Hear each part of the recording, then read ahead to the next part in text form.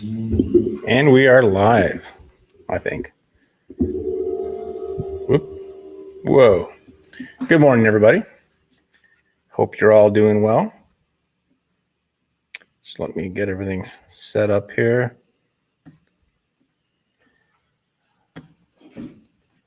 All right. Welcome, you guys. For anybody who's here for the first time, today's a good day to start watching. Today is all about you guys and your channels. So what we're doing today is we're going to be doing channel evaluations. We've got 4 channels we're going to be looking over. We do still have space left for one more person if somebody decides last minute they'd like to join. Basically look at the community tab and all the information is there. The channels today range from just over 100 subscribers to over 14,000 subscribers. So there's going to be a nice variety of stuff we'll be looking at, covering different genres of fitness. And I think it will shed a lot of light on things you might be going through right now. This is the time of year to be trying to make your channels better. We've got a couple of months of downtime that we're going to be able to basically work on things, tweak things, try some new things. And that basically starts today. So, and I missed a bunch of comments. Okay. Good morning, Elaine. Good morning, Caitlin. Good morning, KJ. Good morning, Krista. Cosplay Workouts, good morning. Wow, good turnout today. So, trying to think here. The first channel I think we'll do today is yours, Caitlin. And I was going to mention any of you guys whose channels we're reviewing today, which is Caitlin, KJ, Elaine, and Joelle. If you guys want to actually come on here live with me to talk in person, let me know. I will send you an invite and you can log right on, or we can just talk in the comments. So Caitlin, I'll start with you. Good morning, Joelle. If you want to log in and talk live, we can, or we can just talk through the comments. It depends on what, I don't know if you're still in your PJs or what, but you guys can let me know, you 4 that I'm working with today, and we will get going right away.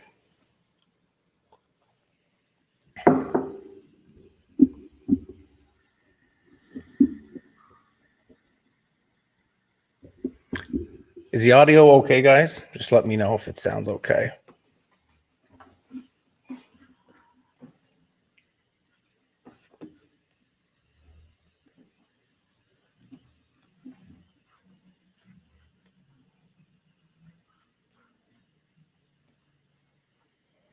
Check here. All right.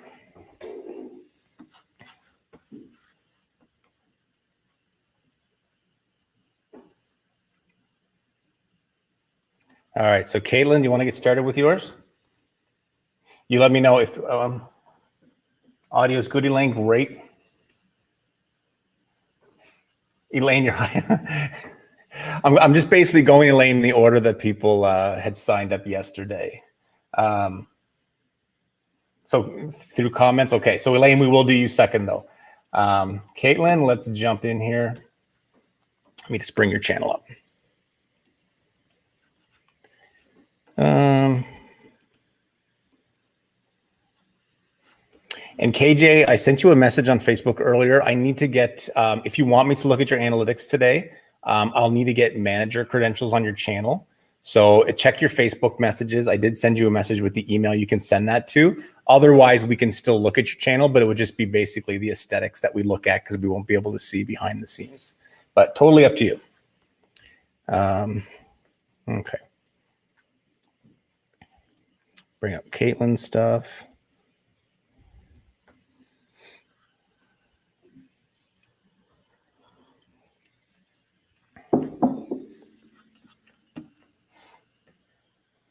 Everybody's in PJs. I wish I was in PJs.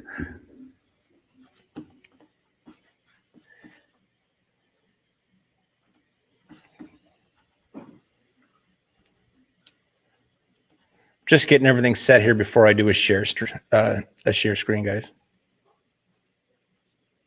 So bear with me.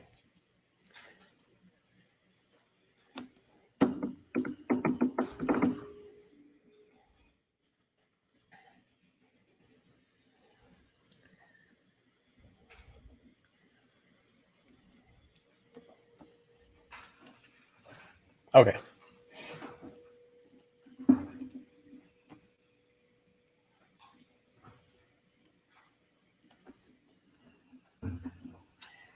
Joelle, you want to call when it's your turn? Okay. What's your email address, Joelle? I'll send you an invite right now before I forget.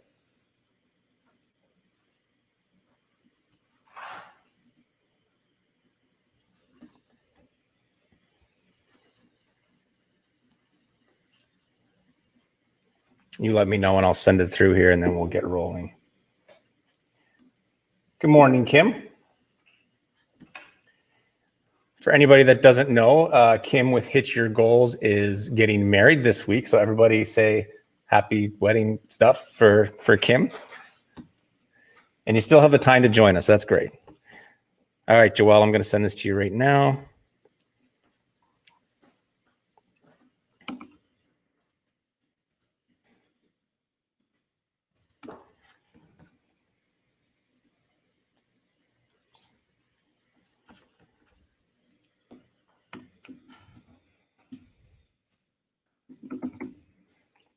That's Joelle.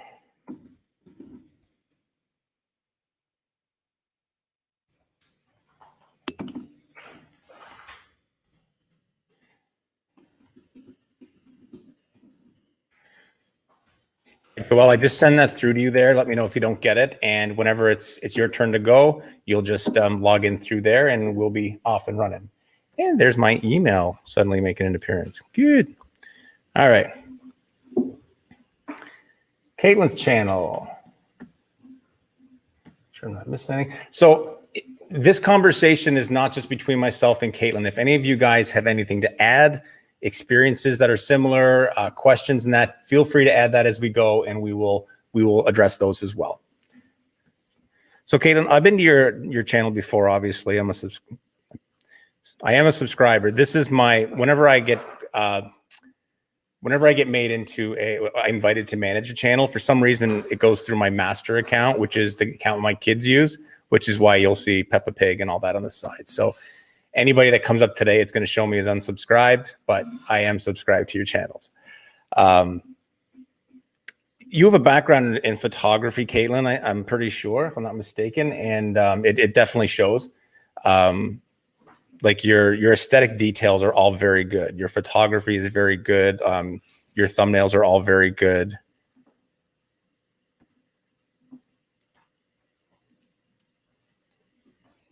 Go through here.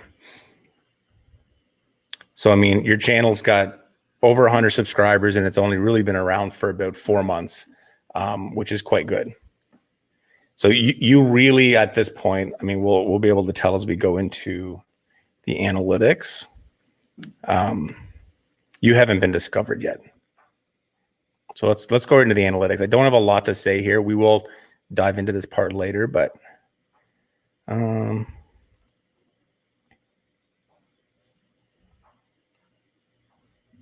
wait, that there we go.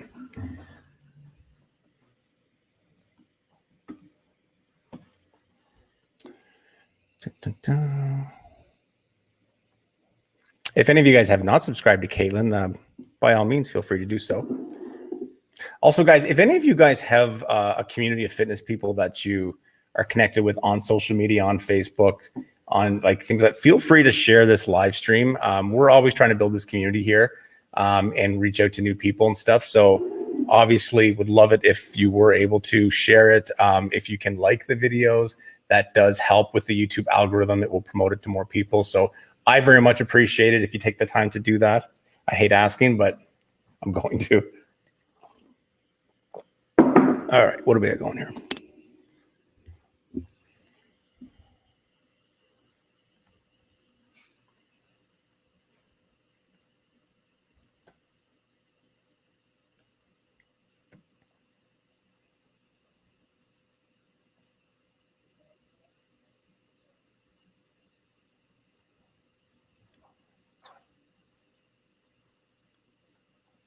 Traffic sources.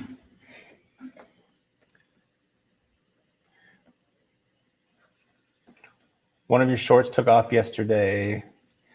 That's why I have so many views. I noticed that like 60% of your audience is coming from that.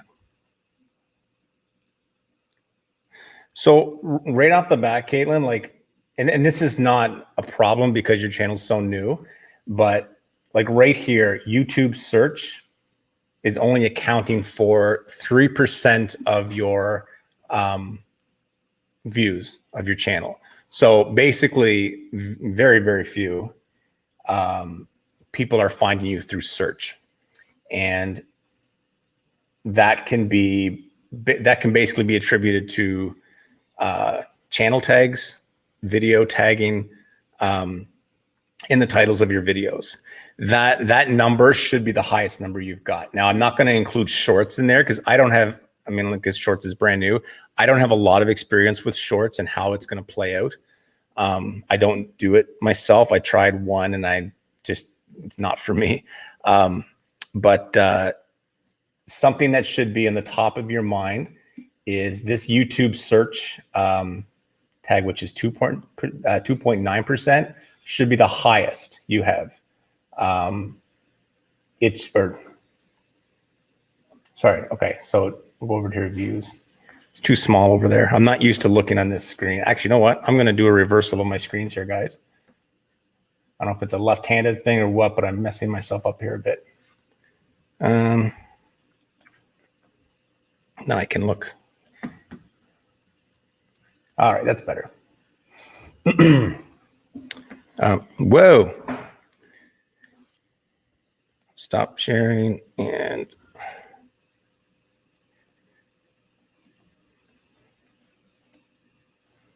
try this again. Okay, everybody can see that okay?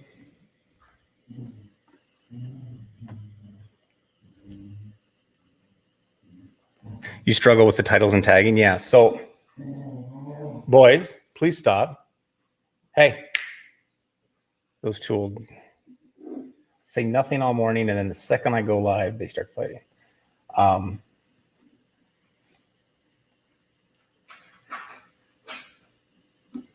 This is when I wish I did have you guys on the air with me, because there's moments where I have to kind of study it and I get quiet.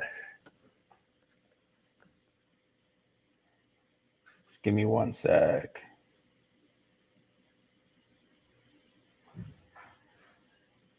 Okay.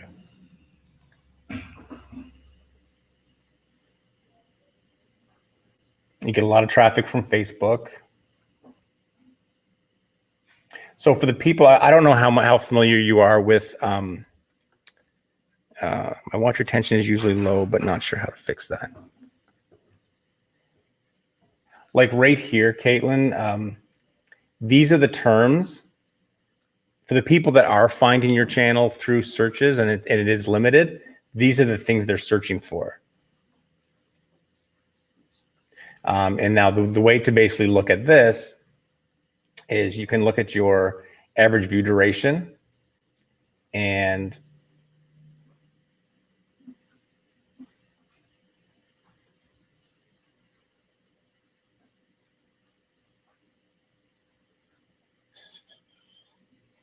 all right, so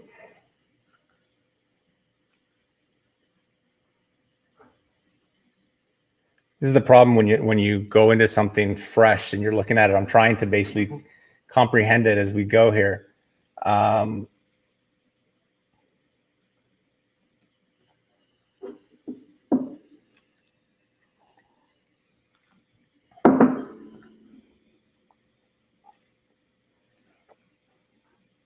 So Caitlin, while I would say that your aesthetics is not a problem, the analytics are saying otherwise.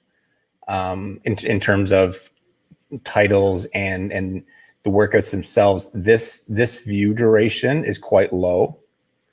And that doesn't necessarily mean your videos are bad, but what it might mean is that you're targeting the wrong audience. I know a lot of your videos are shorter. They're like 5 or 6 minute workouts. So I'm just wondering. People don't realize, I mean, again, when we're doing these channels, that I wish it was as easy as just filming a workout and putting it up, but there's so much behind the scenes. It's not that difficult to pick it up and learn it. That's one of the nice things that I do love about having the ability to work with members is I can see them all slowly starting to understand the tech side of it, and their channels are prospering from that.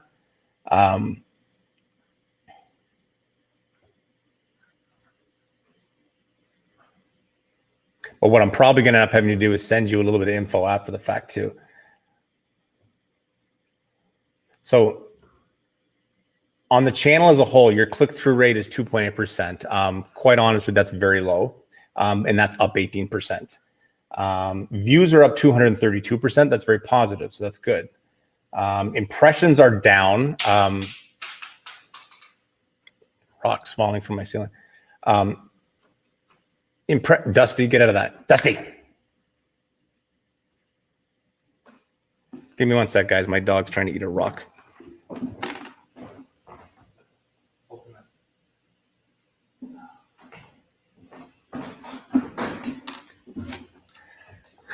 Sorry, guys.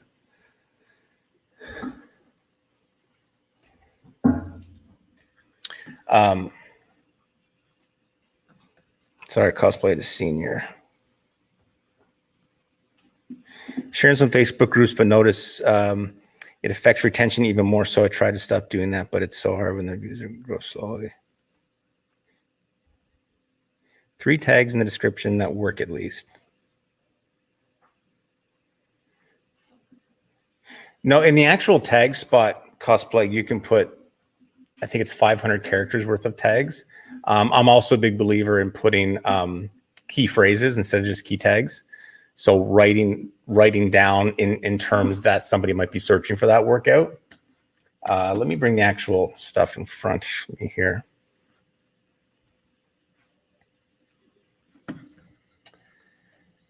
Content.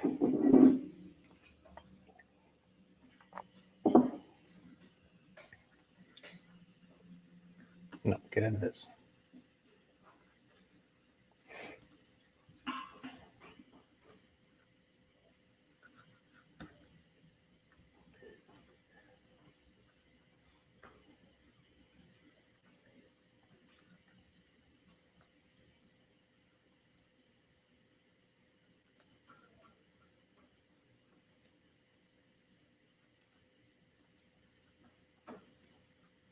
Don't freeze up on me.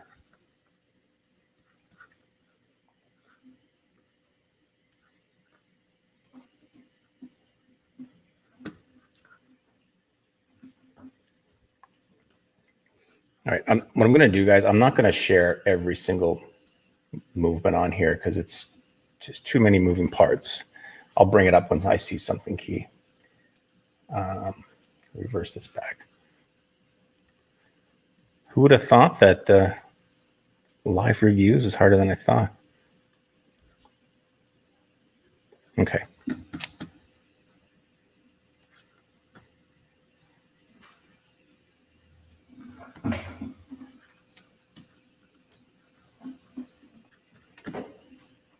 Good morning, Annaline. Glad you made it.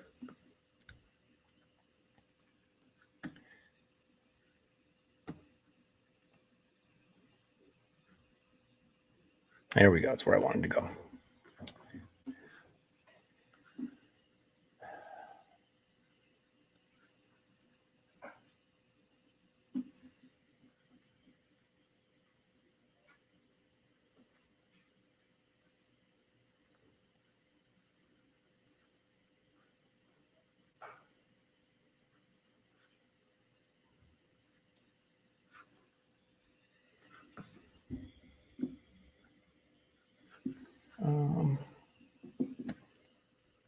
It's a lot of dead air here, guys. All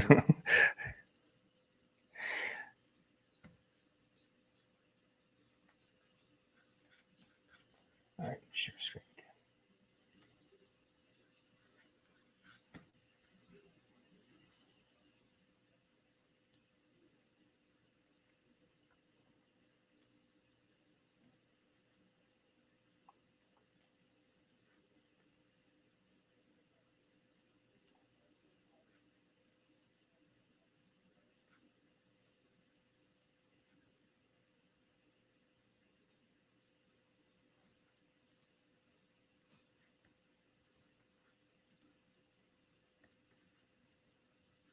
All right. It's a little better. I can kind of see everything at once.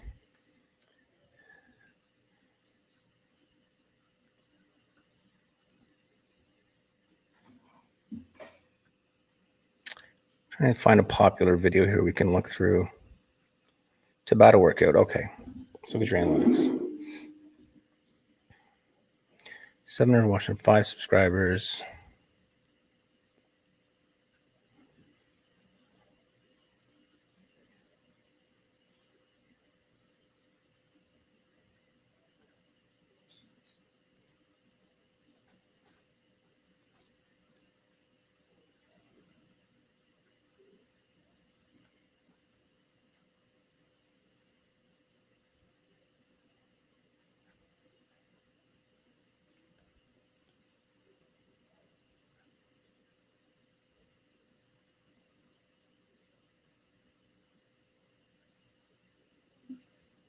So basically, I apologize, guys, for having these quiet moments. I'm trying to understand this as I go through it, and everyone's different. Caitlin, you essentially, from what I can see, you don't really exist on YouTube yet. It looks like a lot of your views are coming from Facebook. The problem with that is that you're getting, I'm sure that you have people that follow you that are interested in the workouts. You also probably have a lot of people you're connected with on Facebook who just want to support you. And when you post something on Facebook, they will click through to see what you're up to. But chances are they're not ready to do a workout. They're doing it. Let me check here if they're doing it on their phone.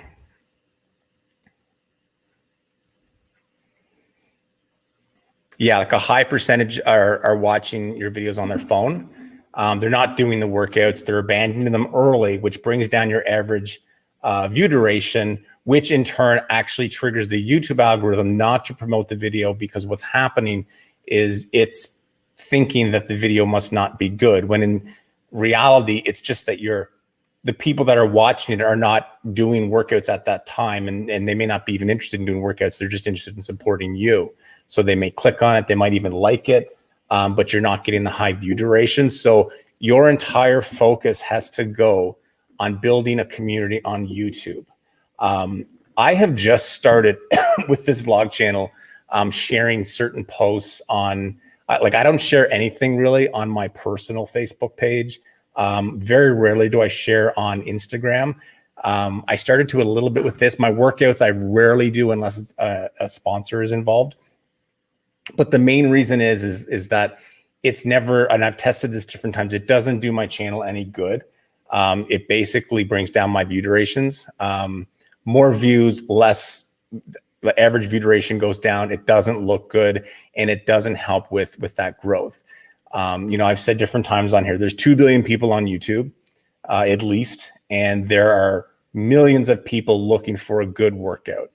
And they're on right now searching for a good workout, and you need to connect yourself with those people, as opposed to getting people on other platforms to jump over on their phone for 10 seconds to give you a like and then take off, because that's basically what I can see as far as that goes. And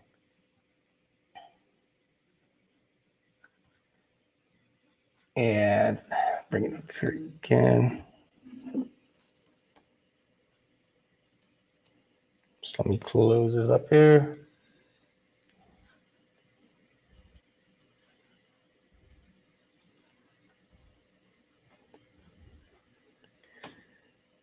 Now, the nice thing with this workout, and keep in mind, this is a workout that has more views that I picked. So your YouTube search is 20% of your traffic for this one. And the main reason is it's much, in the title and everything else, it's much more searchable. Tabata workout for booty, butt lift workout, 4-minute butt workout, no equipment. Those are all very good keywords to be found. And because of that, you were found. And you can see here's the search terms that people were typing in that brought your workout up. Booty workout, butt workout, booty, Tabata booty, butt lift workout. See, you attacked all those areas.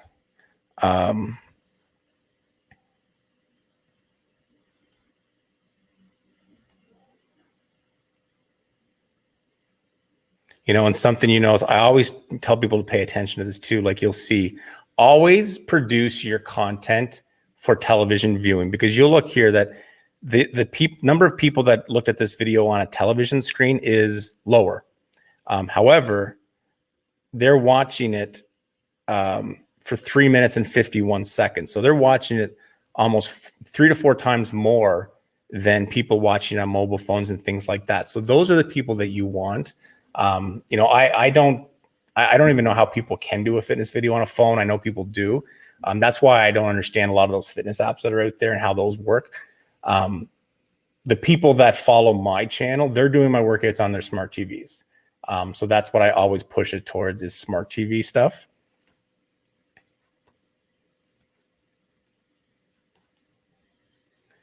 Get out of here.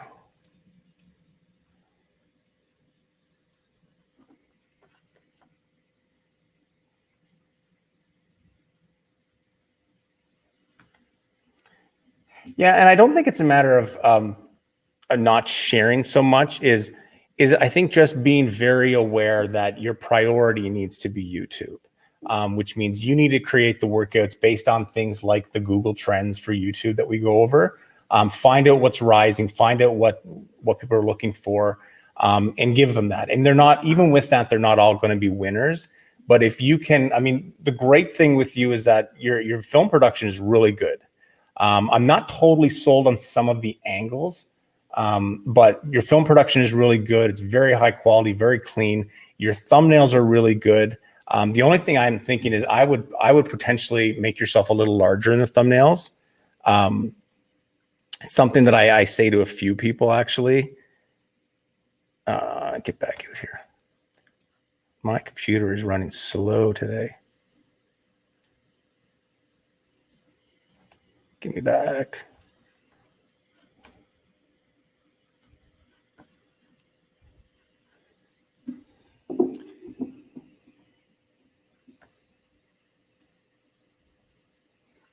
Oh, go away, would you?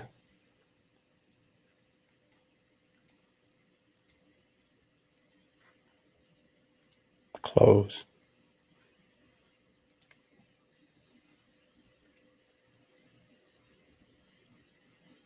Okay.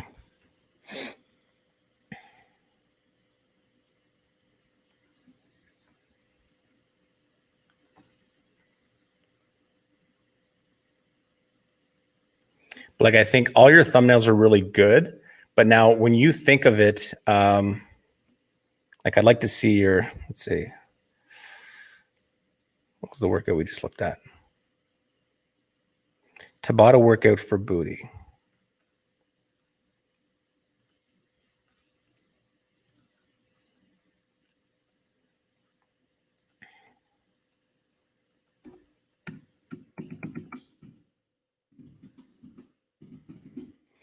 I'm not sure if you're going to come up in the search results right now, but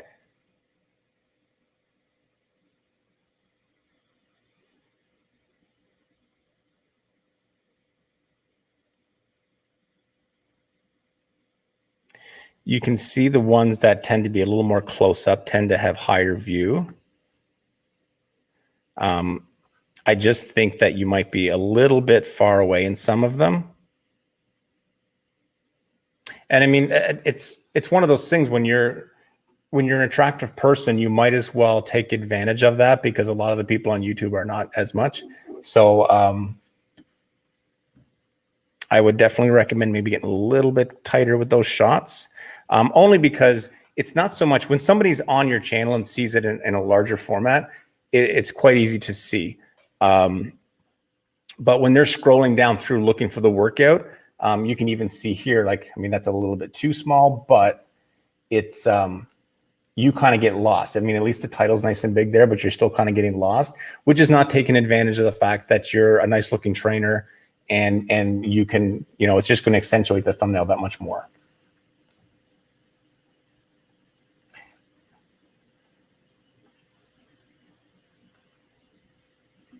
See you, cosplay workouts. Enjoy your afternoon.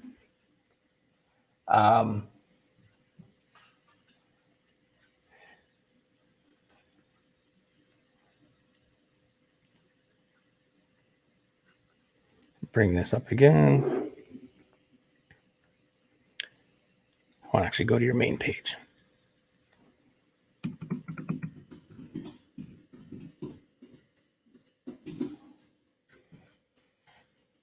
I'll share for a second.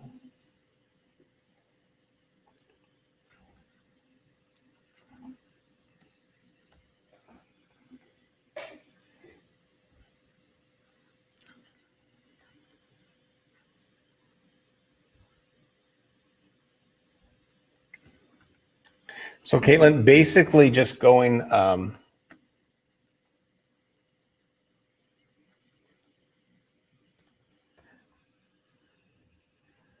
with your channel, what I would be focused on right now, as we said, is basically more YouTube stuff.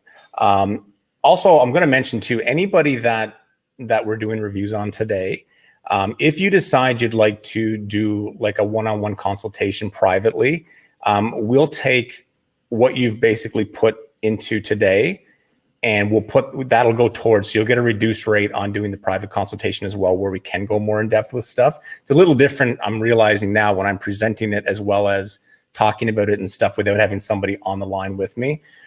So we can do that as well and go deeper dive into that, because that's what we do with the actual private one-on-one consultations. We go deep dive, we're able to ask more questions and not actually be presenting to the public at the same time. But in this case, your aesthetics are really good, Caitlin. I would consider at some point doing a new banner. I do like the fact that it's pretty straightforward. I will say, for the average person who's looking up fitness content, I'm not even sure they know what kinetics is. And that could be a deterrent.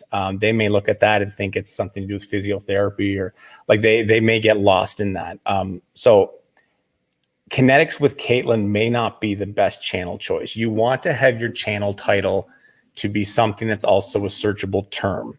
The no equipment, no talking, good music, that's all good. I would be putting a photo of yourself in your banner. Again, just accentuate it, making eye contact with that person if they come across your channel. It just creates a more inviting sort of atmosphere. Going a little bit larger, like your most recent, or sorry, it's not recent. The arm workout, the one that's got the most views on your channel, you're up close, you know, and I think that's something that's, you should notice that, like pay attention to that stuff. But your thumbnails in general are really good. But as I said, some of these ones, like even looking at Tabata workout for booty, you're a little bit farther away. And I think it's not hurting you so much, but it's certainly not helping you. And I think if you were a little more closer to the camera, where somebody can basically kind of make that visual communication, it does help. You don't like being the center of attention. I think you have to be. It's YouTube and you have to be. One thing I do like that you do as well, the fact that you don't talk in your workouts, but you do make eye contact. I do like that you look up and you're actually speaking, like you're making visual eye contact with people, because that does help. My channel, I've made a channel out of not even looking at people. Like my channel is almost set up in a voyeuristic fashion where somebody's just watching. But in a case like this, I do think it actually is very helpful for you to be, go to share again, for you to be making eye contact the way you do, and you do a good job of that. Someone else who does a good job of that is Case Pilates, and she was in here and she still is, but she doesn't speak in her videos, but she knows at certain moments to make just a subtle eye contact or a smile at the camera, because it just kind of keeps you connected with that person at home, because some people do like that. I'm just going to throw on this workout.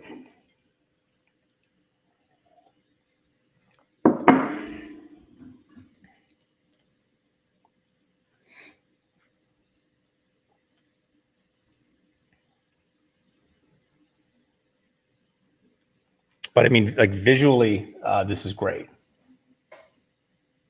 It's just a very pretty picture. And I also like the idea of using canned foods, because there's an equipment shortage still right now in North America.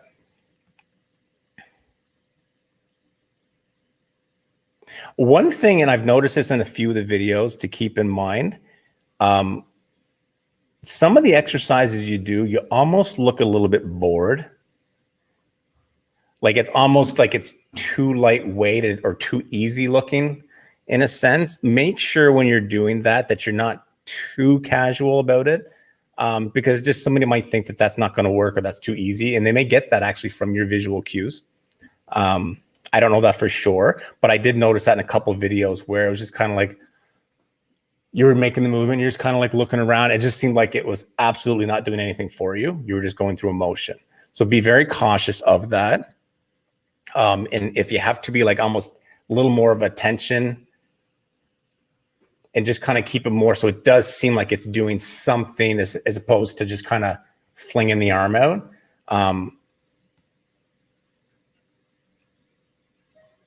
Like it is, you don't want, if you look bored, they may take that as a cue that it's boring and they may not do it.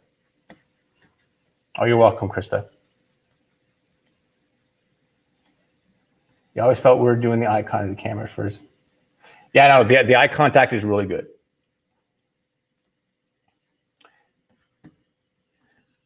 So the best takeaways I'm going to give you right now, and you can write them down or you can play this back later. And as I said, if you decide that you want to go more in depth with this and kind of create a strategic plan, we can piggyback this onto an actual private consultation as well. You can just let me know privately. But Caitlin, I would consider, and I'm just going to be totally non-biased, or no, whatever that is, consider changing the name. The initial name of my channel was Regan Rogerson. After doing all the Trainer Hub stuff, I'm like, you know what? I'd like to do a channel for myself. So I made a Regan vlog channel that turned into Fitness Marketing Hub. And the second that turned into Fitness Marketing Hub, it started to grow. A video came up last night on my TV at home from December 31st. And that was, I think it was a day after I did my first live stream, and I had under 300 subscribers. And so in the last 6 months, like now I'm approaching 1,200, and the name change was huge. The live stream was huge. And then just other things just slowly taking off, consistency and all that. But I'm a big believer in, if people are able to immediately identify your name with something they're looking for, like whether it's something to do with 5-minute no equipment workouts or something. I mean, I know that's not a clever name. You could still do your banner that could be Kinetics with Caitlin, but I think your actual title, that is the searchable term, should be changed to something else, at least for now until you grow.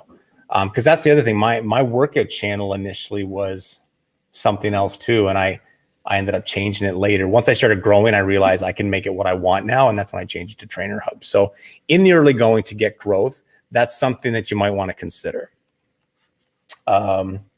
Something else you may want to consider with your workouts. I'm not sure if, I'm missing questions here. I'm not sure if your goal is to actually get this monetized and make money. You can let me know in the comments if that's your thing, but you might want to consider expanding your workouts, whether you make multiple rounds or something, to get them up between 8 and 12 minutes long minimum. Reason being is that eventually, hopefully you do get monetized. Once you do, you can go back and you can add mid-roll ads to your videos. If every video is only around 4 or 5 minutes, you can't do that. But with my videos, for example, just as a comparable, my videos are all around 21 minutes, and I have round form. It's 3 rounds for the most part. So between every round, I'm able to add a couple of mid-roll ads. So instead of having one commercial at the start of my video, I'm able to put in 1, 2, 3, 4, 5 or 6. So that's 6 times more revenue than you will make off a 5-minute video.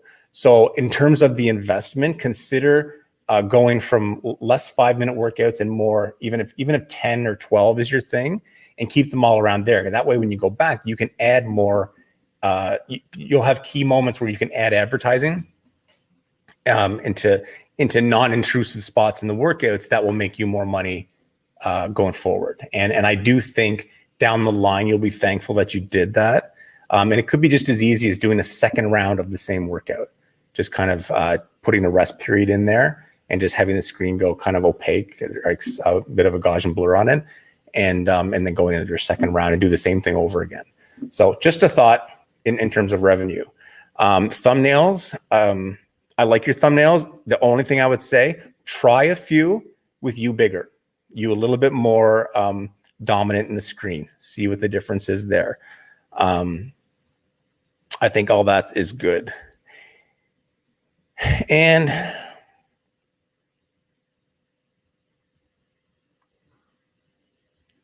you might want to add a few more playlists. Like if you're doing some things, I know you did a water jug workout. I know you've done the soup can workout. You know, that in itself, whether it's a shoulder workout or a core workout or anything like that, no equipment, household item workouts could be a good playlist for somebody they can't afford equipment, they can't find equipment, whatever it is. You've got a whole playlist of stuff that you don't need anything. Like I think that's a great niche to be in, and I think you could almost exclusively be doing that. Just come up with new ideas every week. One week it's mop buckets, one week it's something else, and just constantly be reinventing household items into workout equipment. I bet you there is a massive audience for that, and it's something that you could be, you know, a key person doing, because I don't think there's any real king of doing that right now on YouTube.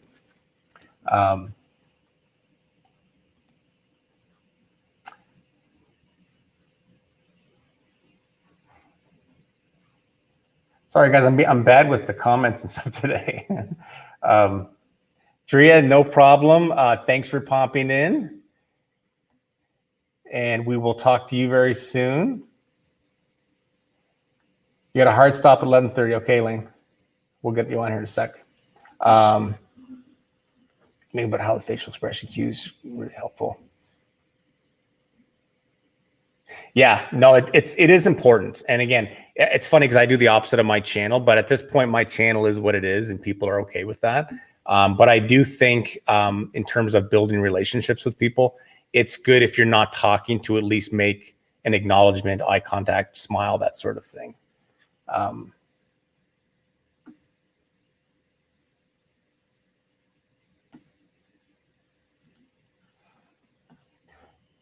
Like to be monetized. First goal is helping people with this is hard work. So hoping, and that's the thing. I mean, I think we all want to help people, but it is our time. And I think you all deserve to be paid for your time. And the fact is too, is having even the smallest amount of revenue coming in, it keeps you more inspired and more passionate about the project of helping people.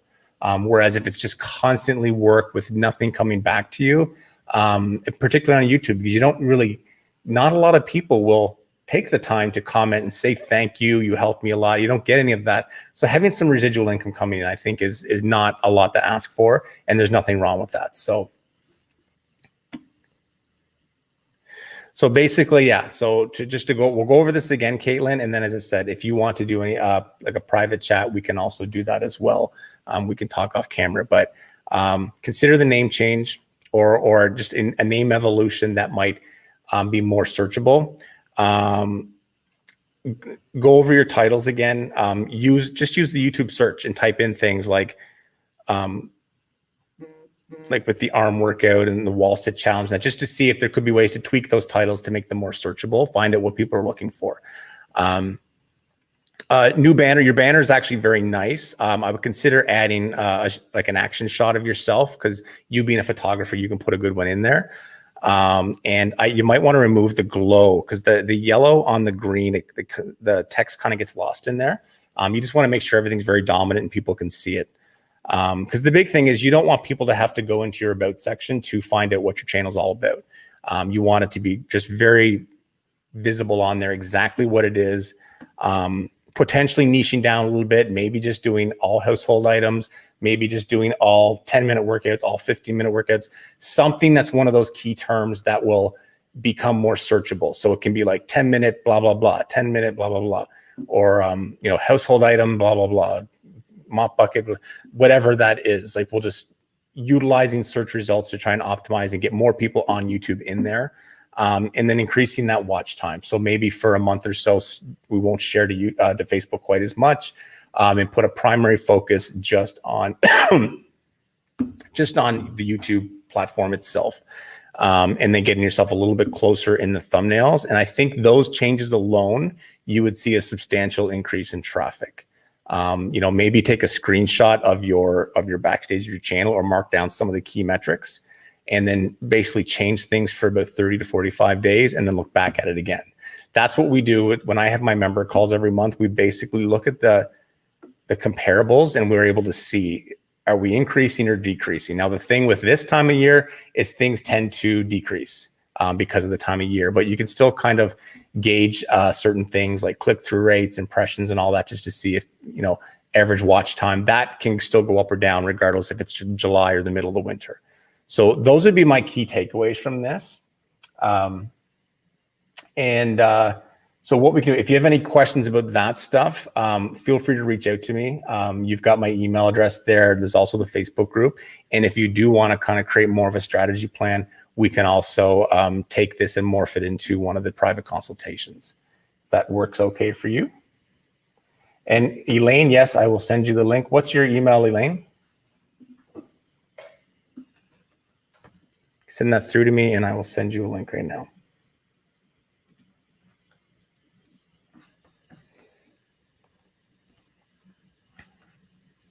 Actually, I got your email, Elaine. My bad.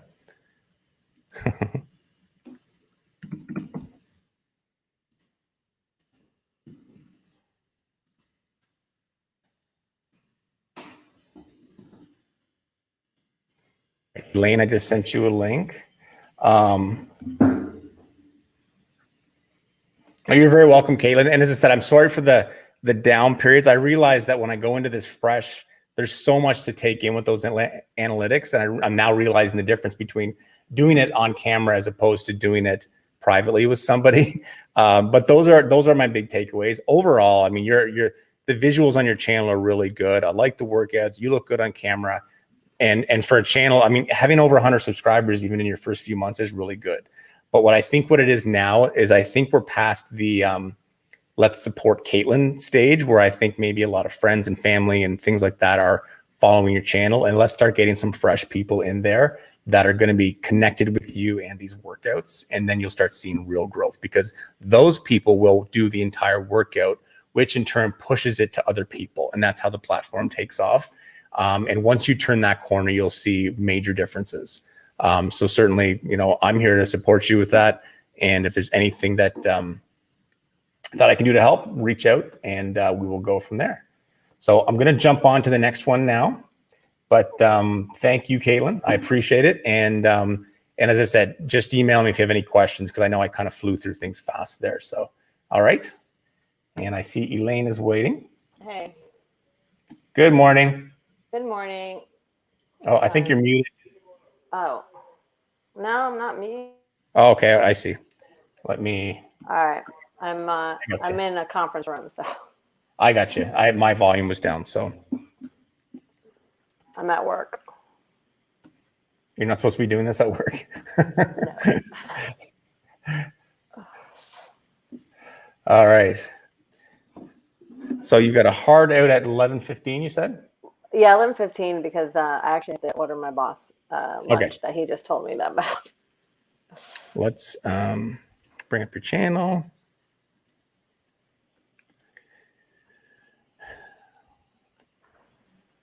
I'm going to be watching you on a large screen. On a what?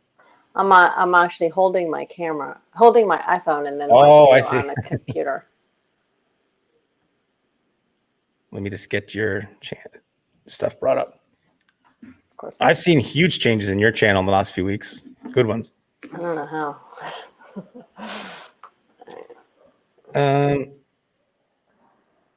Let me go into the actual channel first.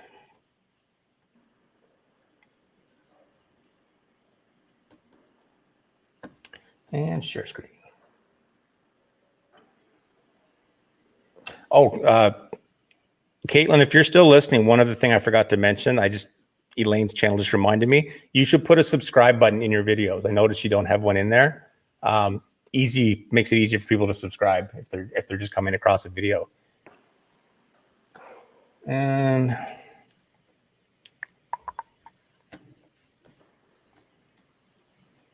so many moving parts here today.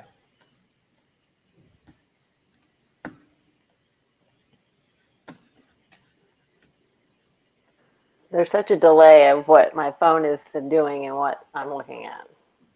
Oh, is there? Yeah, it's all right.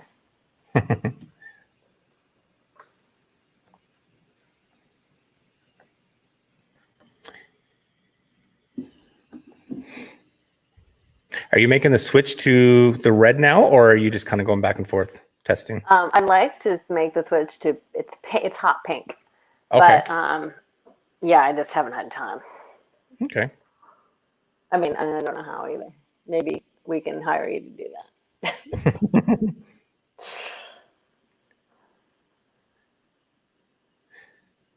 I did get your email with the thumbnail this morning as well. I just didn't get a chance to respond. I was running late here.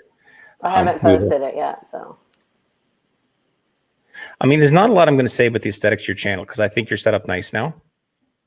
Let's go to a recent.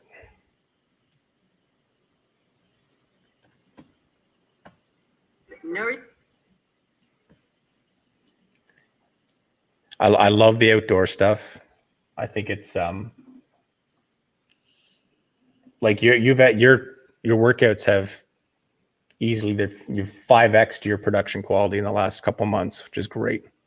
They were good before, but I think just having that depth in the background really helps a lot. Okay. How do you feel about them? Doesn't matter. Yeah, well, I'm moving, so I'll be in sunny Sarasota, Florida, so I'll have palm trees instead of regular trees. Yeah. And maybe some beach shots, so we'll see. I think that really matters. You know, like one of the members that I work with, she's in Australia, Cindy, and she's been doing more stuff outside and that. And it's just so, being in North America, I think it's so neat to see these kind of epic outdoor, outback settings and stuff as opposed to just seeing somebody's living room. Right. Is this like a side patio at your house? Yeah, it's the main deck. Oh, okay. No, it's the downstairs deck. Okay. So, I'm just assuming with the forest there that it's a side or back or something. Yeah, it's the backyard. This is a low impact. But I mean, I can see that you, and this is just moot point, but like you've taken the time to frame your shot for both being up and down. I think if I were you, I would lower the camera a little bit. And then pull your mat back a little tiny bit so that you're back here and there's a little more foreground space. Okay. Again, it's not affecting views or anything like that. Just I think rather than being up and kind of looking down at you, I think it would allow you to pull back a little bit, gives you a little bit of foreground space, and just kind of it might enhance the shot a little bit. Okay. Let's jump into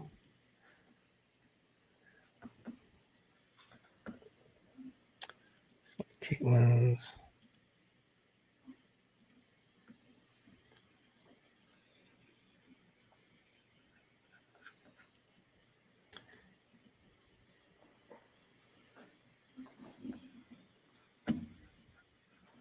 Let's look at the last, because you started this in January, right? Yes. Okay. Yeah, I just had gotten over COVID. Right.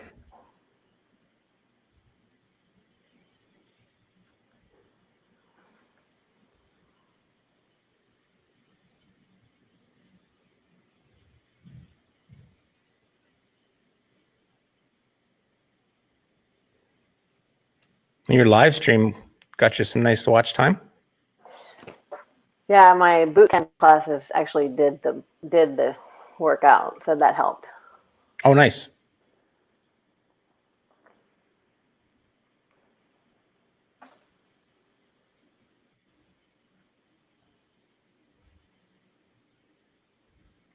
So everything is is actually trending up for you. You can see here where it's with the exception of the live stream, it's starting to decline. But this is approaching the end of May, and you being in the U.S., that like I'm seeing it on my channel now more because Canada's starting to reopen, but we're probably 6 to 8 weeks behind you guys. So I mean, you guys were really getting over COVID, at least on paper, 2 months ago, it seems. So you're going to see the decline a little bit, but it'll go back up in September. Okay. Bring it up again. Plus, I've only had a chance to do like once a week because we're moving. So, Yeah. So you've been doing like one workout a week? yeah, I've been trying. I mean, I actually filmed one this past Monday, but I haven't had time to edit it. I'm going to try to edit it Thursday, but I'm doing a live on Sunday, so I'll probably sandbag that one to next week. I mean, all your watch times are pretty decent. 942 for your live, 408, 312. It's not horrible at all. I was working with a member yesterday, and he's been using one of those services. I'm not even sure how it's Spreezu or something for getting views.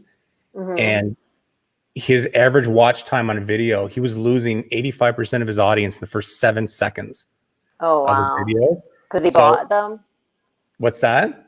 Because he bought the views? He paid for the service. No, he hasn't bought any views, but he was paying for the service. But this service is obviously bots. Like, there's just no way. And then I've told him, I was like, there's just no way you can offend somebody that quickly. Like, even if they turned on the workout, and you can't figure out if a workout's for you or not in 7 seconds. Not on. And every workout was just a steep drop. It's not uncommon to lose 50% of your audience in the first minute. It happens, but 7 seconds is pretty bad. So your click-through rates are moving up. That's good. Views are down. But you've been doing less workouts, right? Yeah. Yeah, because you were doing quite a bit more. So that's not abnormal. Your YouTube search is moving up from where it was when we talked in, I think it was March. You're at 11.6% now. You still want it at the very top. It should be the highest one. Okay. Again, I don't know how much of this stuff you look at normally, but I never look at them. you gotta start. I need to. I always forget what I'm supposed to be looking at. So no, and I will. I just, I'll show you. I'll show you in one sec here, but yeah. So these are the search terms that are landing people on your page. These are important, number one, because it shows what people are searching for. That's getting them on your page. What's the first one? Because I can't. It's so small, I can't see it. HIT. Oh, okay. HIT, plie squat, 15-minute HIT workout.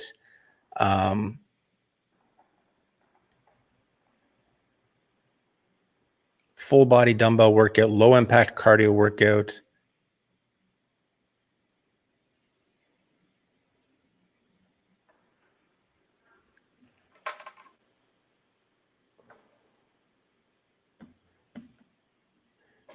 But a great, I'm thinking I'm going to do a little video on this too, but a great way I find to really look at your content all at once, like a quick way to do it, is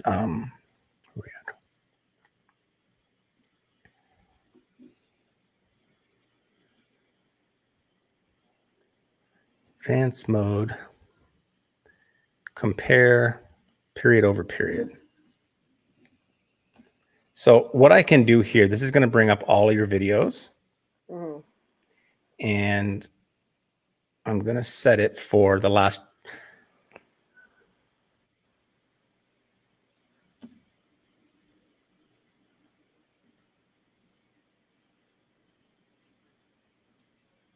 Last 28 days.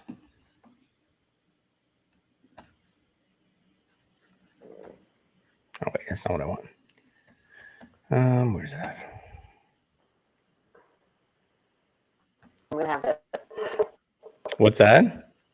Nothing. I just have to order my boss food online. So real quick. Go ahead. I'm listening and I'm watching on this one.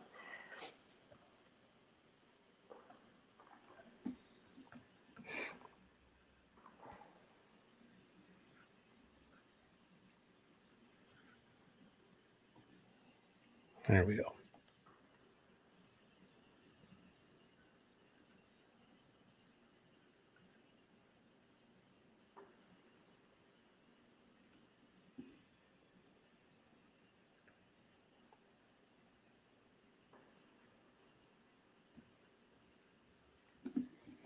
Why can't I find that spot?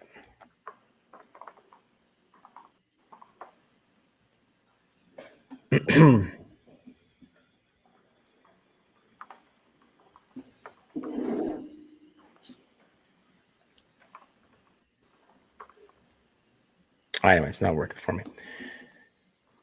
Leave it for now.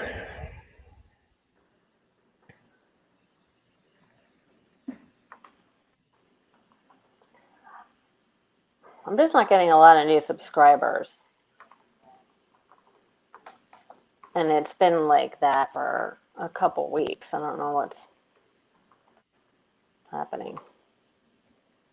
Channel analytics.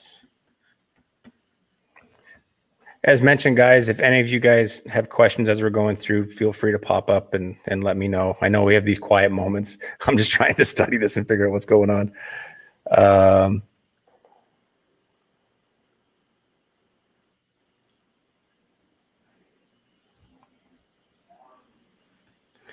Yeah, so subscribers slowed down this month. Partially that's attributed to time of year. It's not everything, but it's part of it. The biggest thing comes down to right now, like when it's showing browse features and channel pages are your main sources of views. That's people that are already in your orbit. Right. So to speak. Yeah. They're my subscribers. Whereas the YouTube search is better, but it's still very low, and it should be your number one, and it should be your number one priority, which comes down to, again, a title that shows up in search results, a thumbnail that stands out amongst other thumbnails, and making sure it's tagged properly and everything else, and just presenting a workout that people want. Because again, it's one thing for somebody to come across your workout and do it, but if they don't have a connection to the channel itself other than a one-off workout, then they're probably not going to respond. Like you've got to think in that mindset of somebody who comes across one of your workouts, they've got to finish that workout or finish watching it with, I'm going to subscribe because I'm curious what else she's going to come up with. Because that's what gets them into your community. And I feel that I've got a pretty good grasp on that on both of my channels. I'm sure that my Trainer Hub channel is not the best workouts on YouTube, but for people that don't like the fluff and they just want to train, like there's a few things that I say are key components. Number one, I do a lot of sandbag and kettlebell stuff, there's not a ton of follow along workouts on that stuff on YouTube. And then add to that, it's quiet. It's kind of the raw ambient sound, and the sound cues are in cranky things. So that's a very niche audience, but the people that come across it, they stay.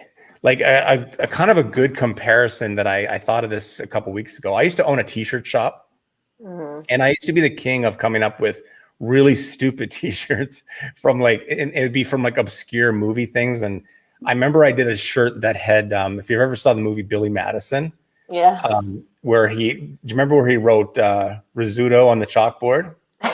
Yeah. And the teacher made fun. So I did a shirt that had Naruto written the way that he writ it. Oh my God. And I would guarantee you that 19 out of every 20 people that came in this store and saw that shirt, they're like, what the hell is this? They have no idea what it is. Then that 20th person comes in, oh my God, and they freak out, and they would have paid me $100 for that shirt. So once somebody connects with you or connects with your product or your service, and that's what you want. You're not trying to please everybody. You're trying to please 1 in 20. Because if you can get 1 out of every 20 people on a platform with 2 billion people, you've got a very successful channel. And that's kind of how, and you and I have talked different times about the niche and just really what is that thing that it's like, oh yeah, that's the channel that has this. Right. And that can't be like, oh yeah, she's got the channel that's got workouts, or I like her workouts. It's like, no, that's the girl that does all 20-minute workouts. That's the girl that does all sandbag workouts. That's the channel. It's all sandbag workouts. It's all beginner friendly sandbag workouts. So whatever it is that makes you stand out. And it's one of those things that even for a lot of you guys listening, it can slow things down at first when you niche down. Like it can actually, you can feel like you're talking to nobody, but as time moves on with proper tagging and titles and thumbnails and stuff and having it niche down, you will tap into that audience, whatever that may be. And I've, with those Google Trends videos, I see it all the time where there's just new things coming up. And, you know, something as simple as going out and buying a Chuck Norris Total Gym for $50 off Craigslist, and then starting to do a playlist of Chuck Norris Total Gym workouts. Do you know how many people have those things rotting away in their basement right now? Even if as trainers, we think it's a silly product. And I'm not saying that because I actually, Gravity trainers work really well. The parent company for the Chuck Norris Total Gym make really good stuff. The Chuck Norris Total Gym I've never been on, so I can't say that. I'm just using it as an example. But there are things like that where there is an audience for it and they will follow you. There was one in the most recent Google Trends that I did that was a really good, I can't remember what it is now. But again, it was another product, because when these companies come out with products, all their money goes into marketing. You're talking millions and millions of dollars with infomercials and all that stuff. And all they care about is making that final sale. And they may put together a few workouts and stuff. But I remember one of the products I looked at in this most recent Google Trends from the month of June, they hadn't done a workout video in 3 months. And the last ones that they did were like little 3-minute videos.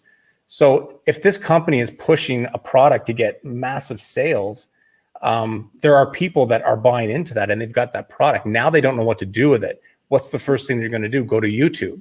So that's what I mean about developing those niches. And I'm just throwing those ideas out. It doesn't have to be a total gym or anything else, but tapping into things that are popular. And what you're doing there is you're essentially piggybacking off a multi-million-dollar marketing campaign. And you're picking up where they're leaving it off. They don't care about the education. They don't care if you ever use the product. They probably hope that you don't, because it might break, because a lot of them are made cheaply. I remember hearing one time that the Bowflex was manufactured for like $20 or something like that, and the rest of the margin in the product went into their advertising campaigns. I don't know if that's true or not, but I did work in the industry, and that was something that I was told. So anyway, I digress.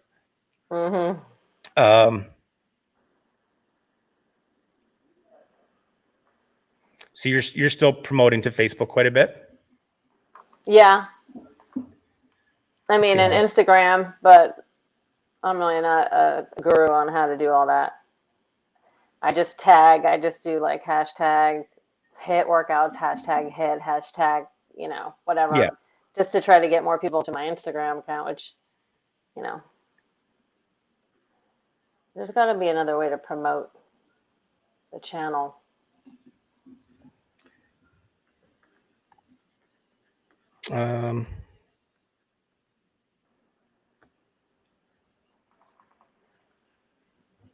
Take a look at your Facebook stats.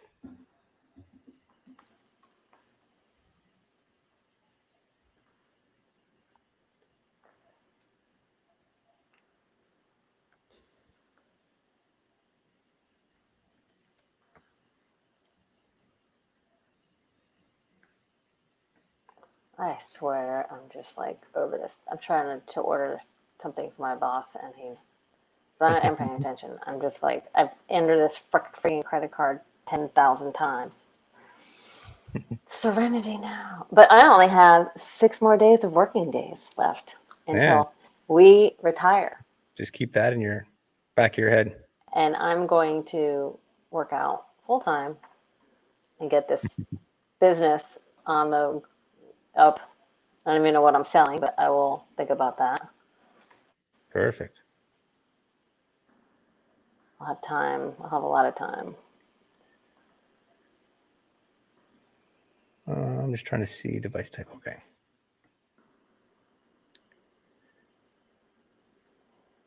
Yeah, like you can see here too, like, and this is usually what happens with things like Facebook. Your average view duration is 2 minutes and 36 seconds. Whereas, well, yeah, I know, because people just, again, they're on it, they click on it, and they go, oh, and then I'll get to it later, and then they don't. People watching on computers, tablets, and TVs. You've got 4 minutes 38, 5 minutes and 3, 6:44. Those are all respectable times. 2:36 isn't horrible. No, But again, I think the one good thing is that there are people on Facebook that you're talking to that do your classes. So that's good. But just be careful that it's not kind of, what's that term?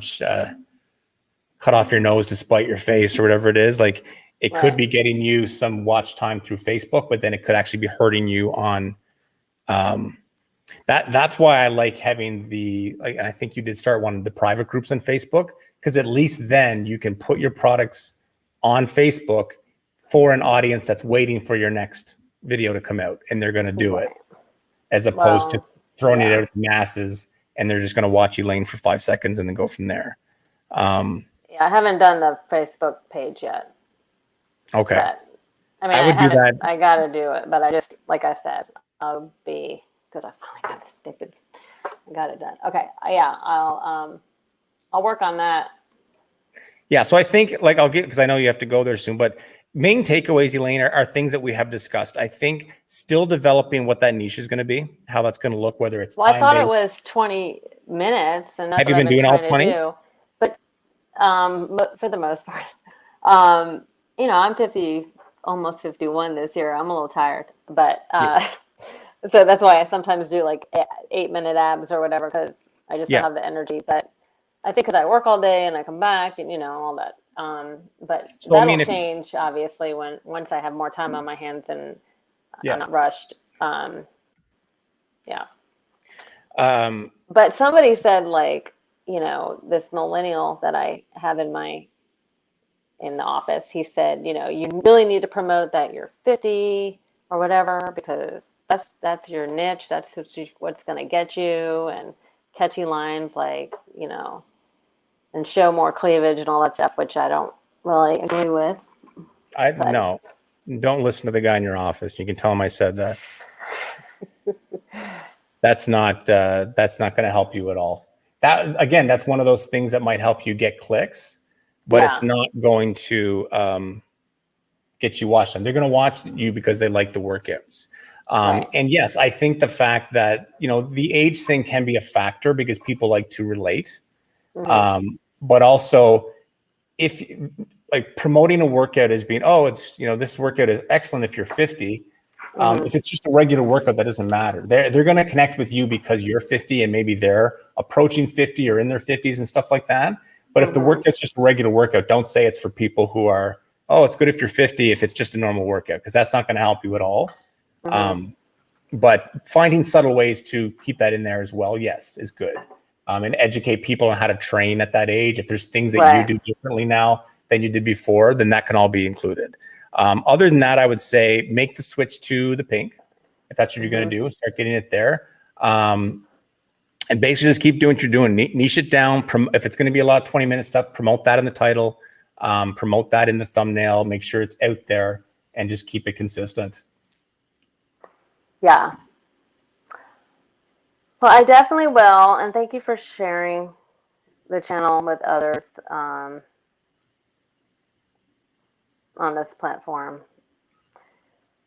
And I'm definitely going to use you again when I get settled, which isn't too much longer. I'm hoping our house will sell in 2 days. Well, that's good. Well, you go do what you're doing. I'm going to email you after. Okay, and we'll touch base on this as well as your thumbnail and stuff, and I won't hold you up. All right, Elaine. All right. Thank you so much. Bye. No problem. Talk soon. Bye. Hey, Joelle, just saw your thing there. Joelle, feel free to call in right now.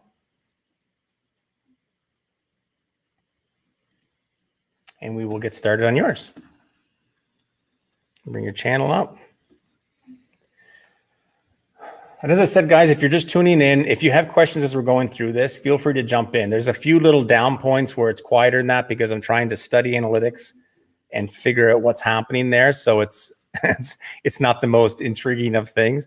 But yeah, just jump in whenever you want. If you have questions, if you have concerns, it doesn't even have to be related to what we're talking about. Just throw them in there. And we are next up with Yoga with Joelle. Joelle and I have never worked together in the past, so this will be my first time chatting with her. And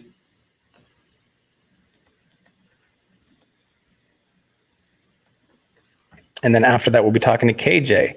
Joelle's channel actually has over 14,000 subscribers currently, and here she is. Good morning. Can you hear me? Hi everyone. How are you? I'm good. How are you? I'm good. I just got your channel up in front of me now, Joelle. Super. Very nice to meet you. You too. Whereabouts are you located? Are you located in the US? Oh, sorry. I'm getting a kind of a double sound. Let me see if I can. Maybe I might need to if I can mute get the. your. Let me see here. Okay, I think there's a slight delay, but I'll go with this on StreamYard. Sorry about that. Perfect. I think this will help too. I just moved your voice into my headphones so I can turn down my volume, so it's not. So hopefully. Perfect. Are you in the US? No, I live in Germany, so it's it's late afternoon here. Because we talked about Julian's channel, right? Yeah, exactly. Yeah. she and I connected earlier this week. It was really fun to talk with her. Yeah, that's awesome. Especially when you're in same genre, same location. Yeah, it's great. And you're both at the same level of growth. So yeah, exactly. So I didn't realize this, but you've got two separate channels. Yeah, so I simultaneously started two yoga channels, one in English, one in French. So I upload the same videos just with different voiceovers on each one. And it's really interesting because the same videos are not always the ones that perform, even though the content is exactly the same. So it's been a learning opportunity times two. That's interesting because, yeah, it'd be interesting just to see the comparables. Yeah. All right. So I'm going to look at the front of your channel first. Sure. I'll bring it up here in a sec. All right.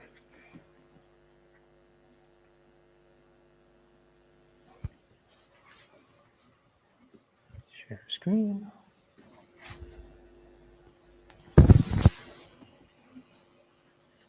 All right.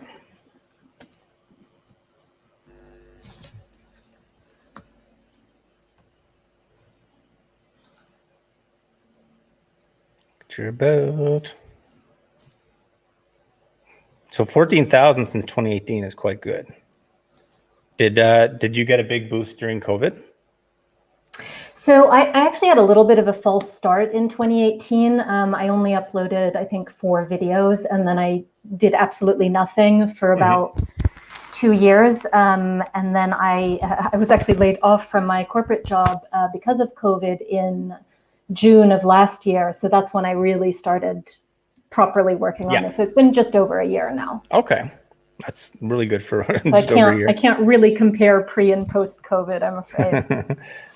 I always say that I got really lucky with mine because I had my channel since probably 2008, but I didn't do anything with it. And it was when I left my corporate job in 2018, I guess, late 2018. And it was December 2018 that I decided I'm going to start doing more with my channel. And so I did like a video, probably about a video a week on average, I guess, for all 2019.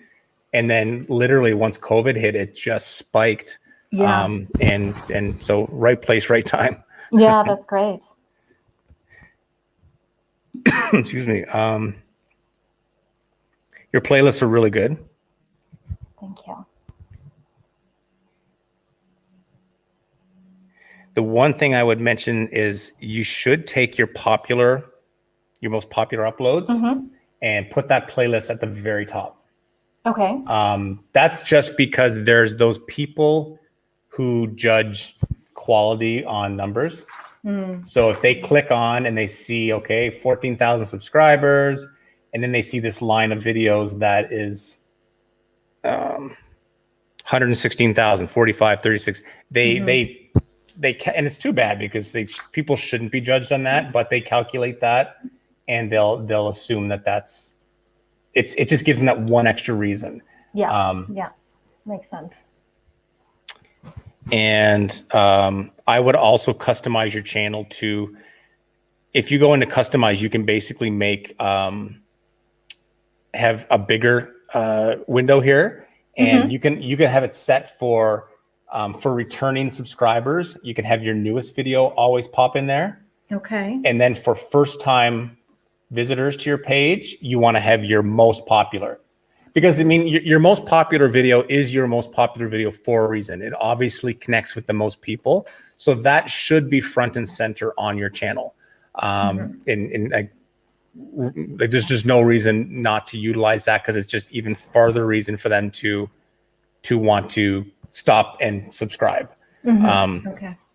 So that's just quite easy to do. You just go into your customized channel and you can set that up. Sure. So basically when you go in, it would be a larger screen here, which would have your most popular or your newest video, depending on who the visitor is. And then underneath that, most popular videos, which again is just capitalizing on the numbers. And then after that, everything else is perfect. Yeah, your breakdown of playlists is really good. Hip pain and bursitis, yoga and a lot of yoga people don't do it like that. So that's really good. I wouldn't change a thing about that. Okay. Now, aesthetically, the only thing I would consider is, if I were you, I would do a new banner for your page. As something you can incorporate a photo of yourself, like or an action shot of yourself, and create a banner that you can aesthetically match up with your thumbnails. I'm very big on that branded aesthetic. Mainly because it's just it creates a selling point. If this is something that you would consider doing for a living, which I'm thinking you probably would, having that branded look and feel, with a logo, with a nice banner that matches the thumbnails and all that, it's an aesthetic that you can sell to corporate sponsors. Because at some point, what you're going to do is you're not going to get a knock on your door and somebody's going to say, "Oh, we'd like to give you money for you to talk about our You'll get those, and like people would send you products in exchange for a review. The ones that are going to pay you, you're going to have to find them. And what you'll do at some point is you'll create a pitch deck, and then you'll send it out to all kinds of different companies that you have an interest in working with, that you think would be that you could benefit from you. And the first thing they're going to do is they're going to check out your channel. You want them to see that, just that kind of brand aesthetic. You want them to see all those most popular videos, because that's what they're doing. They're like, "Oh, wow, look how many people look at her videos." They might not even scroll down. So it's one of those things that it's a cosmetic thing that really, really helps you when it comes down to sponsorships, because it makes you stand out from other channels that are in the same genre. So that would be the one thing. Like I actually like your thumbnails are good, but I would create something where it's a template that has kind of matching color aesthetics and text, so that they all kind of match. Even if you kept the same structure of a thumbnail and then change the color based on the playlist or something, if you felt the need. But I think it would just give it that branded look. Sure. Thanks. No problem. Gonna take a look at one of your workouts. Actually, I guess I should look at a more recent one, right? That'll be a better take on what you're doing now. Yeah, that's an old one.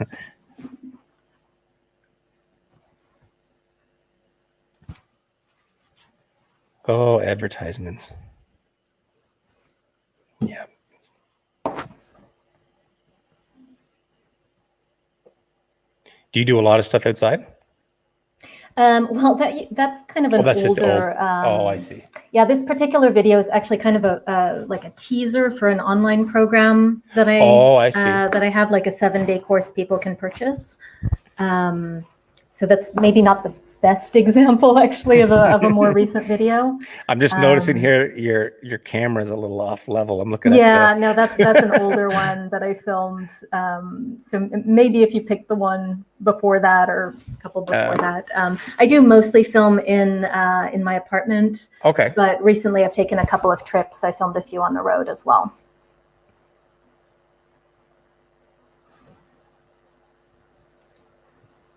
I think this is the first one that I saw. Yeah, so that's probably the one that was just before. Okay. I thought it was paused for a second, but I guess you're just paused. It's a slow flow, so probably why.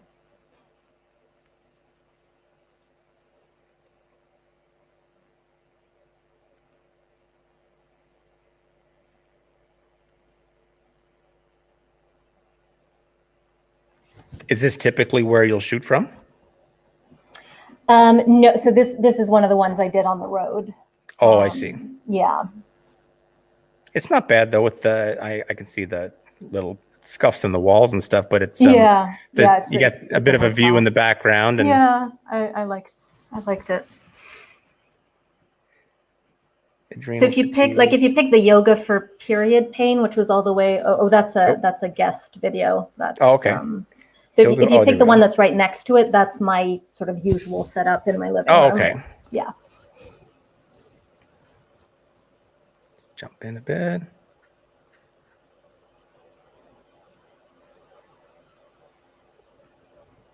Yeah, I mean it's a nice clean shot. You've dressed it up a little bit with the little flowers sticking out and that.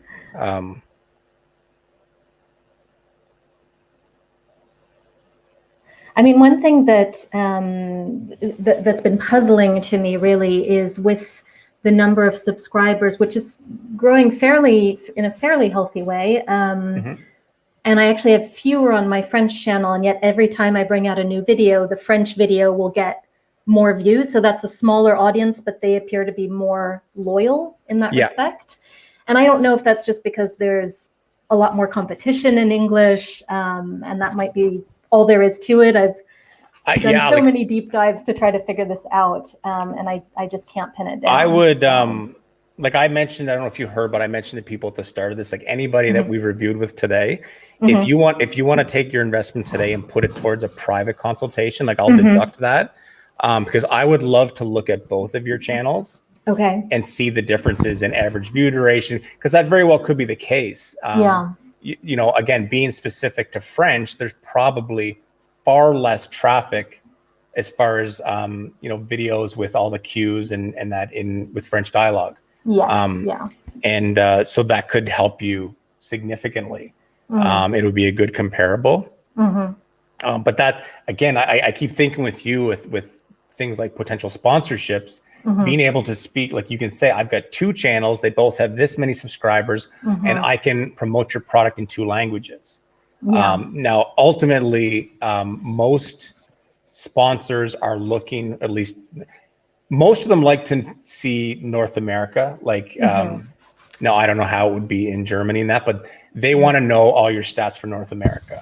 Like, again, I mentioned to one of the guys who's a member, he's been using some kind of an app or something to assist with views and getting found and stuff on YouTube. But what's happening is he was aside from that, he was actually using Google Ads to get more traffic to his thing. But he was putting all these different countries. He was putting UK, Mexico, all this, and for some reason he was getting an onslaught of traffic from Mexico. But they were all watching his channel for like 7 or 8 seconds and then abandoning it. So in addition to bringing his watch time down, it was also, it doesn't matter. When 65% of your traffic is from Mexico and you're trying to sell to an American company to utilize you as an ambassador of some sort, they don't care about your Mexico stats. All they care about is US. So particularly if any of you guys out there are investing in Google AdSense to kind of promote your videos, focus on the US market, because that's really the stats that matter when it comes to corporate sponsorships. And really, we all should be thinking on those lines, because Google AdSense does not pay that much. It's dramatically lower in French. And yeah, exactly. Mine's even gone down now because I'm getting taxed on it and stuff. They changed it last month. So, but yeah, like I think aesthetically, I wouldn't say if I were to change anything at all about this, I might put some splashes of color in like the pillows or even the flowers for that matter, because it's white wall, it's beige trim, it's a brown floor, and then burgundy matte, burgundy pants, gray shirts. So there's a few things in there that you could put some splashes of color. Like if these were like a turquoise blue or things like that, it might just add a little element of pop. Yeah. But that's really kind of a minor point. I'd be more worried about that if it's going to be, like, I mean, if you're using that as your thumbnail as well, it might be nice to have some little splashes of color in there. Yeah. But that's the only thing aesthetically I would say is you would benefit from doing kind of an aesthetic makeover of the channel. Because I think the content and the way you've got the content subdivided is really, really good. Like extremely good. So I really can't say much more with that, but I think aesthetically with having just a little more of an elaborate presentation, I think it would help. And just having, again, tying in, like I would even consider putting your picture up in the banner and then creating a logo to put in your icon. And then you can also use that icon as your subscribe watermark in your videos. So people can subscribe right out of the video and things like that. So that would be, as far as aesthetics, what I would say. So let's go backstage here. Oops. Studio. KJ, are you still there too? Got a fourth one today too. I had to make sure I haven't forgot about you. So channel analytics.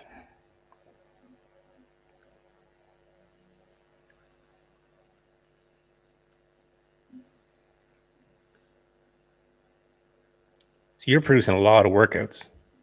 Yeah, I do Mondays and Thursdays usually. Okay. And it's consistently growing, and it's even growing heading into June, which is really good.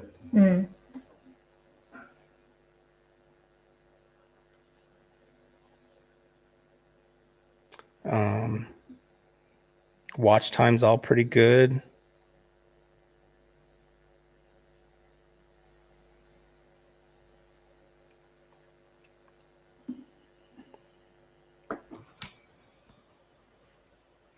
Impressions are up. Click-through rate's up 5.5%.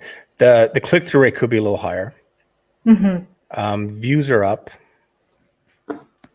YouTube search traffic. So this is what I was talking about earlier for any of you guys that are, oh, good, KJ, you're still there. When I was talking earlier to the other girls, with Joelle's page, her YouTube search is her top, that's her top traffic source. That's extremely important because that means that new people are finding her through the search results. And so the browse features, external, suggested, like all of that, that's her current community of people that are finding her on recommended videos and stuff. But this is good that people are finding her in the search results, and it's nice and high.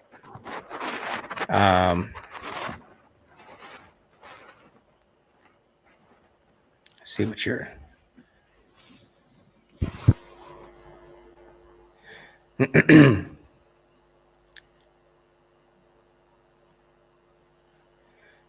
And this is a good lesson here too for any of you guys that do yoga channels. Like, do you have a lot of this in your search term or in your titles, like fibromyalgia and? Yeah, I think I have. Well, I just brought out another one actually this week, which is that teaser video I said, because I have a 7-day series of yoga for fibromyalgia that is available for purchase. Yeah. But like the one that came out this week, for instance, has kind of landed with a thud. So it's what I've seen with a lot of these search terms that have done all right for me is they don't do well right out of the gate. I haven't had that ever happen with a video. It's typically a few weeks or even a few months after a video comes out. Right. So there's been quite a few videos that I've released kind of trying to capitalize on one of these search terms, and it sort of goes nowhere for the first, at least the first few months. And then sometimes it picks up, sometimes it doesn't. So it's hit and miss for sure. But it's again, like this, I think you've got it niched out really well, because again, I'm just looking through these and they're all, because your view duration on these videos is all fairly high. And it's people are not looking based on the type of yoga, they're looking based on a problem. So yoga for shoulder pain, yoga for knee pain, yoga for sciatica, yoga for feet, and all these people that are finding you, they're watching it, or a good portion of them are. So that to me is really good.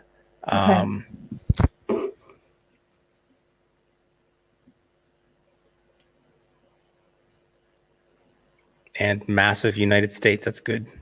That is where the money is. Yeah. I'm assuming that the English speaking makes more than your French speaking. Yes, dramatically more. Yeah, at that's least what I twice figured. as much. Yeah. So the idea, and I've questioned whether it makes, because I'm putting equal amounts of time into both, with the English one having kind of more potential there, but I guess the long-term view, and kind of where I'm at right now in thinking about trying to go from having, from being on YouTube to turning this into a business, is thinking about things like paid products or, other streams of income where potentially the French one might make just as much as the English one. Yeah. This sounds like a stupid question. What makes it French? Do you talk in your videos, or is it just like text and stuff that you change? It's a voiceover. So Okay. I film without talking almost every single time. And then I'll just layer a different voiceover on top. Oh, I see. Okay. Yeah.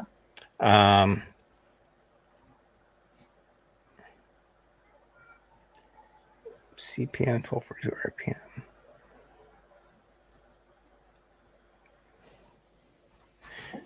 Does the voiceover take you a long time to do? Yes.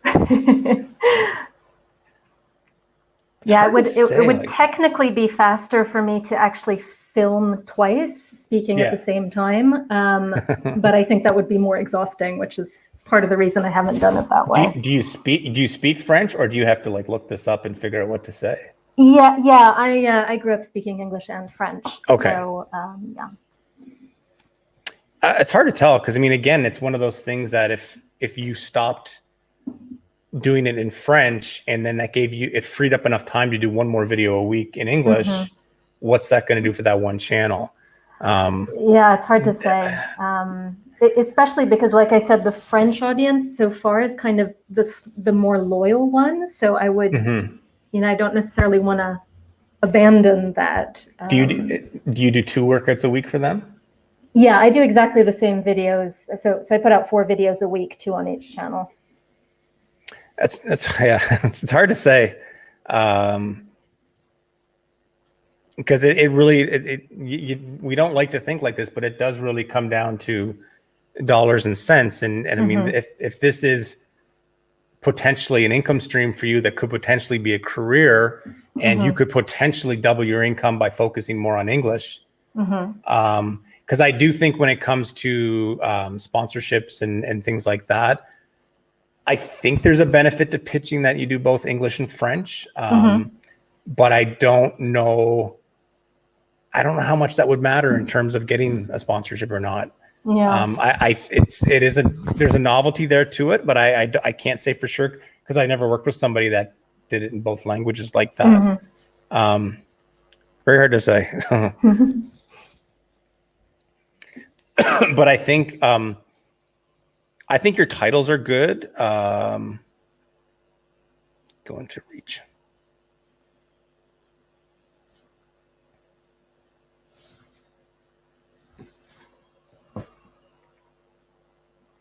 YouTube search, browse.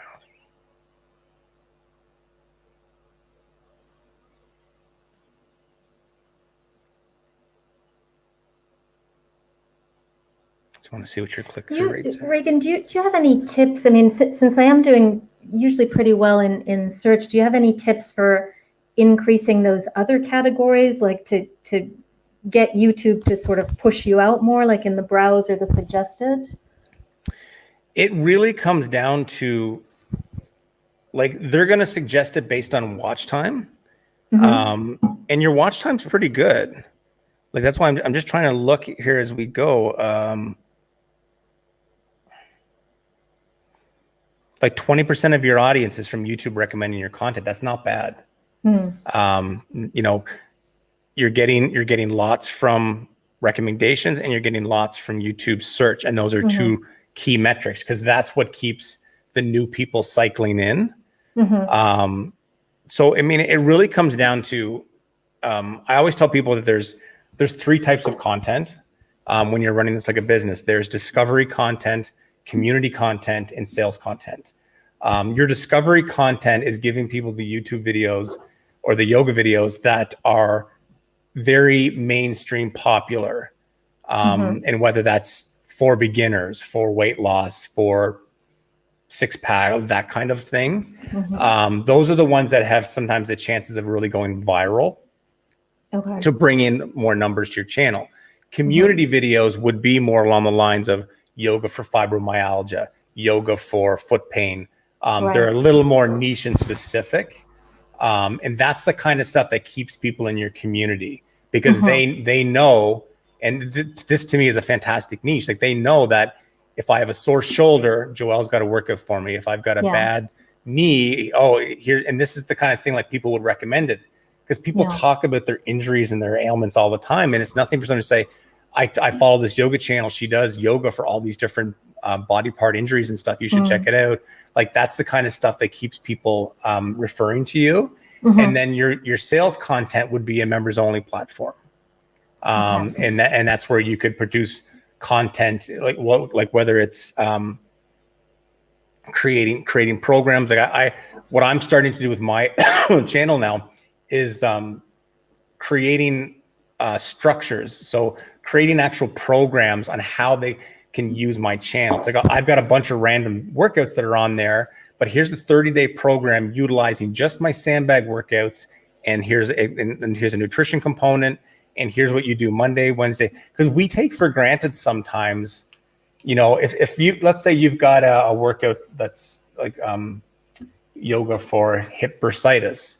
It may not, I don't know anything about yoga, but it may not be a good idea for somebody to do that workout every day. Right.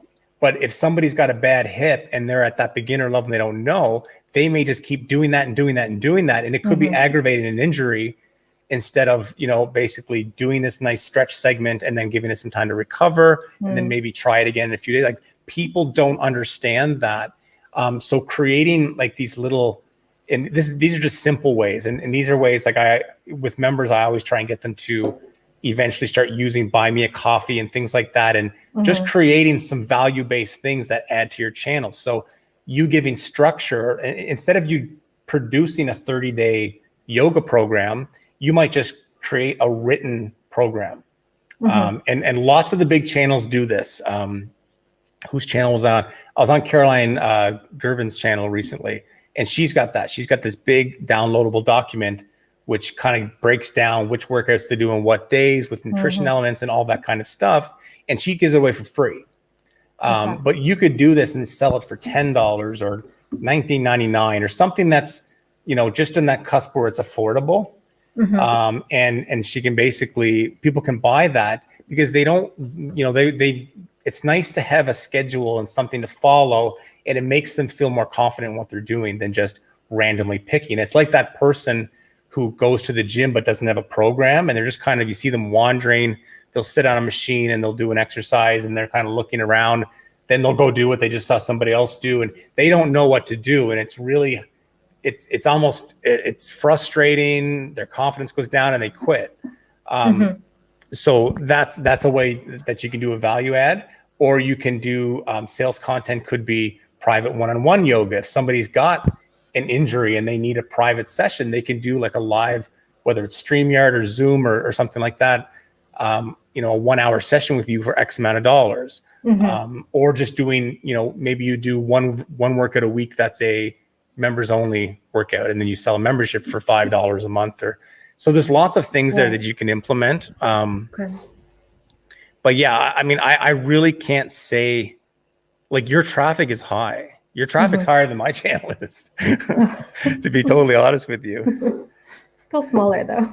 The one thing that I've got advantage over a lot of people is I understand the corporate side of it. Yeah. So I make okay money from AdSense and stuff, but a lot of it is working with companies and sponsors and promoting stuff.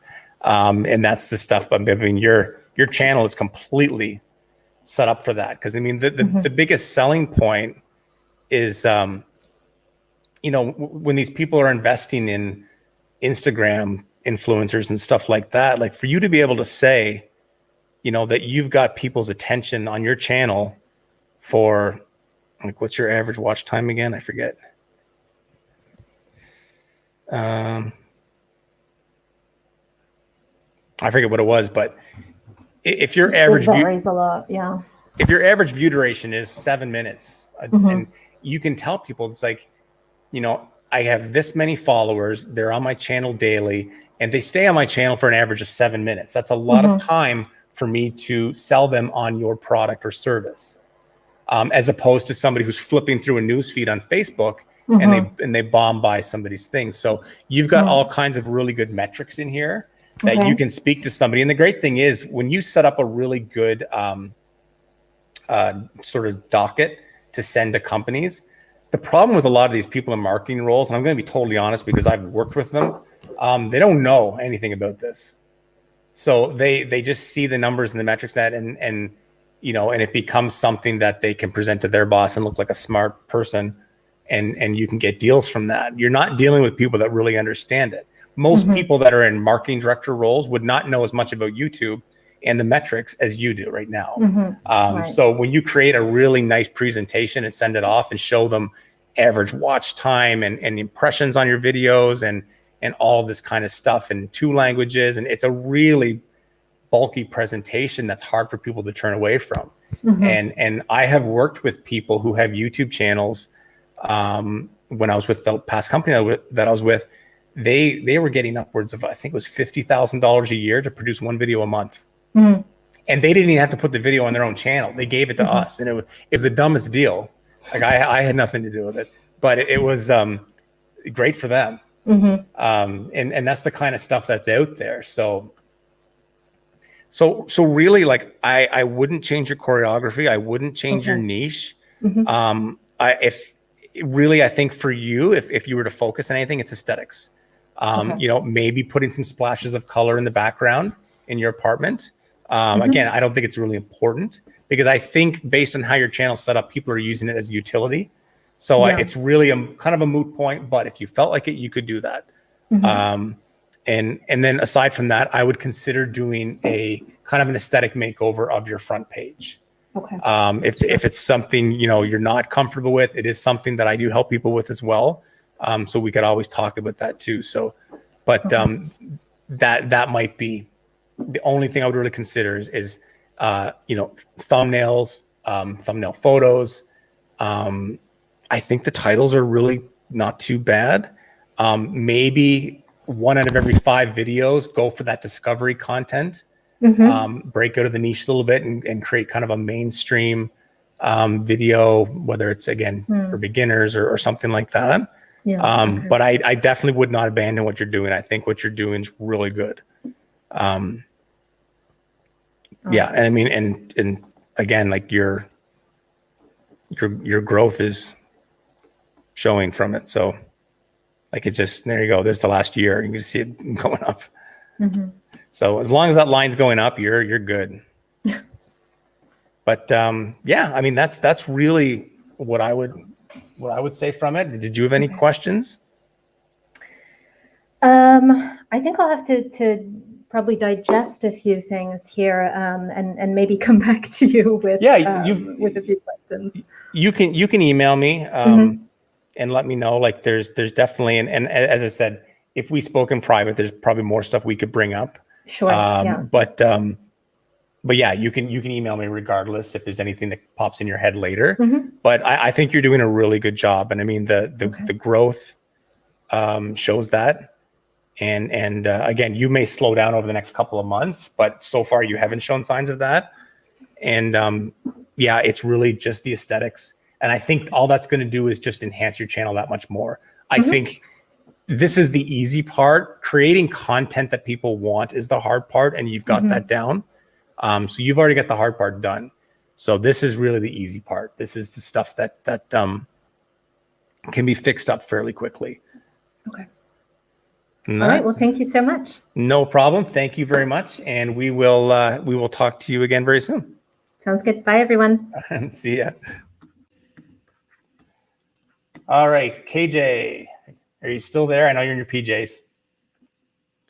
We will get on your channel now.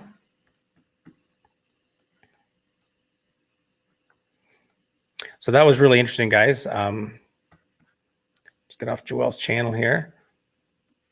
Oftentimes we're dealing with the channels that are under 1,000. So it's nice seeing somebody who's at that level and what they're doing differently. And Joelle's a great example, I think, of somebody who's really found a niche in focusing on problem areas of people and stuff like that. So kudos, Joelle. Still here, still awake. What, KJ, are you in Dubai or are you in Sweden right now?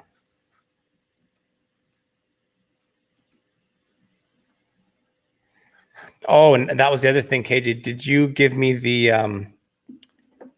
creds for your channel for the behind the scenes, or do you just want to do the aesthetics on the front?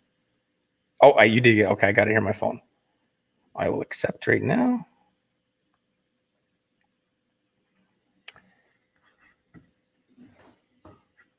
Abu Dhabi. And again, guys, if you guys have any questions, whether it's related to these reviews or not, fire them off. We can still grab your questions as we're going through.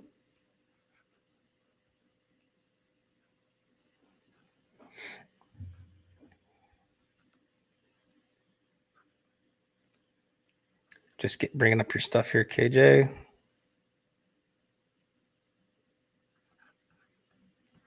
I can find it. Thought I just accepted.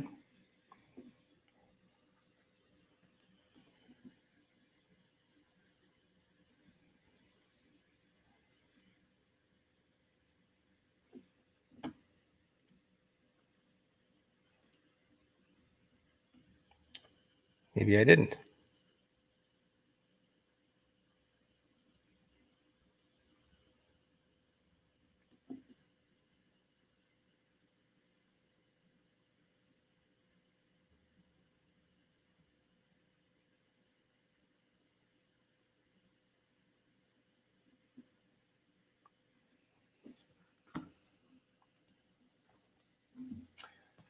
Edouard, requirement to review your channel.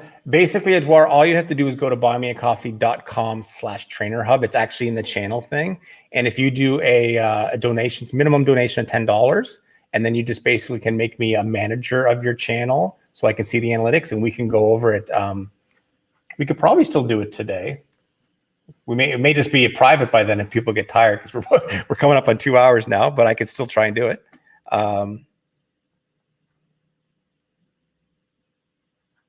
Let me see here. For some reason, KJ, it's not coming up here. Let me try it on the, get into my Gmail. And thank you guys for staying tuned for all this. I know it's a long day. It's interesting though. I like reviewing these people's channels. I feel bad when I have the downtime when I'm kind of get lost in analytics.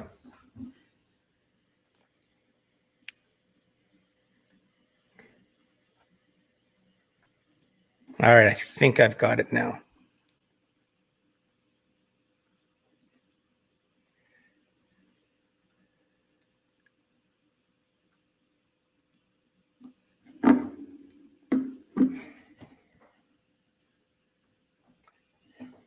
Yeah, Edouard, we're also going to be. I'm hoping to do this once a month as a live stream. We'll do channel reviews, so you could always book for next month as well if you'd like to.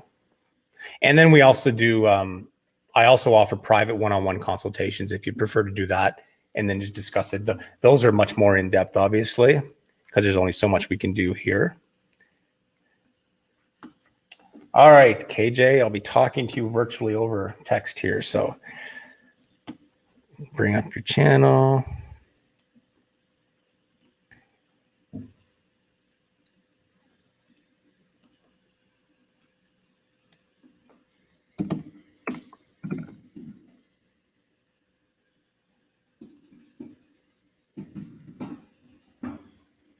We'll go over the aesthetics just of the channel itself first.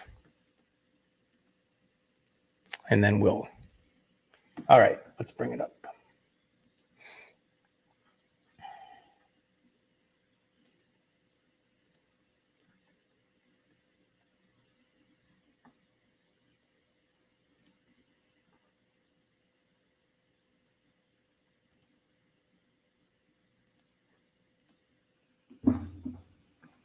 All right, KJ Fitness. If I recall, your channel's pretty new, right? Yeah, a couple months. So right off the bat, KJ, 210 subscribers in basically 2.5 months is exceptionally good. I'm not sure if that's a social media following that you already had, or we'll find this out when we go to the analytics, but it's very good.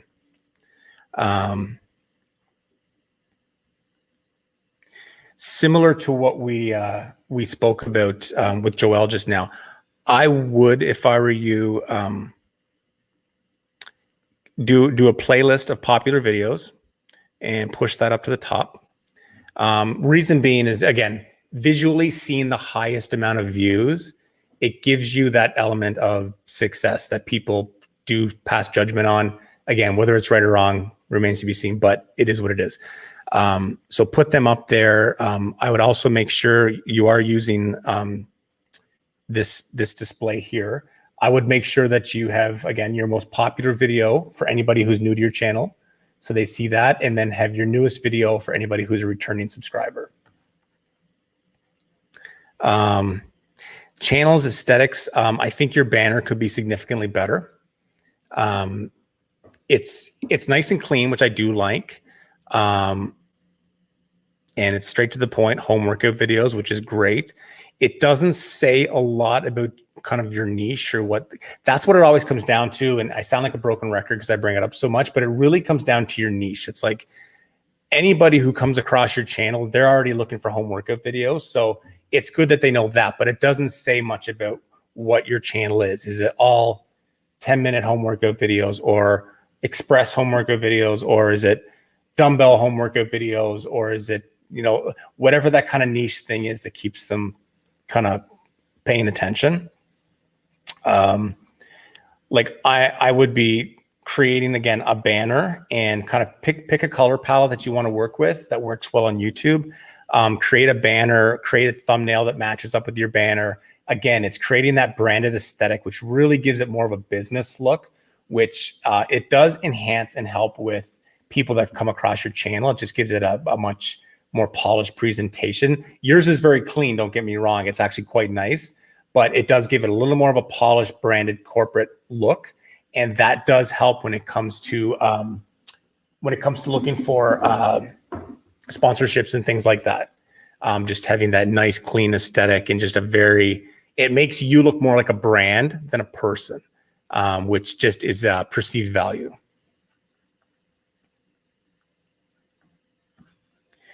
I actually like your thumbnails. I'm torn on changing the colors and fonts.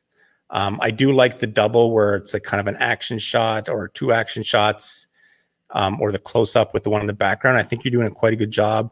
I like that you're promoting the 4K in the corner. I think that's a big deal. And I think people do like that. So that's good.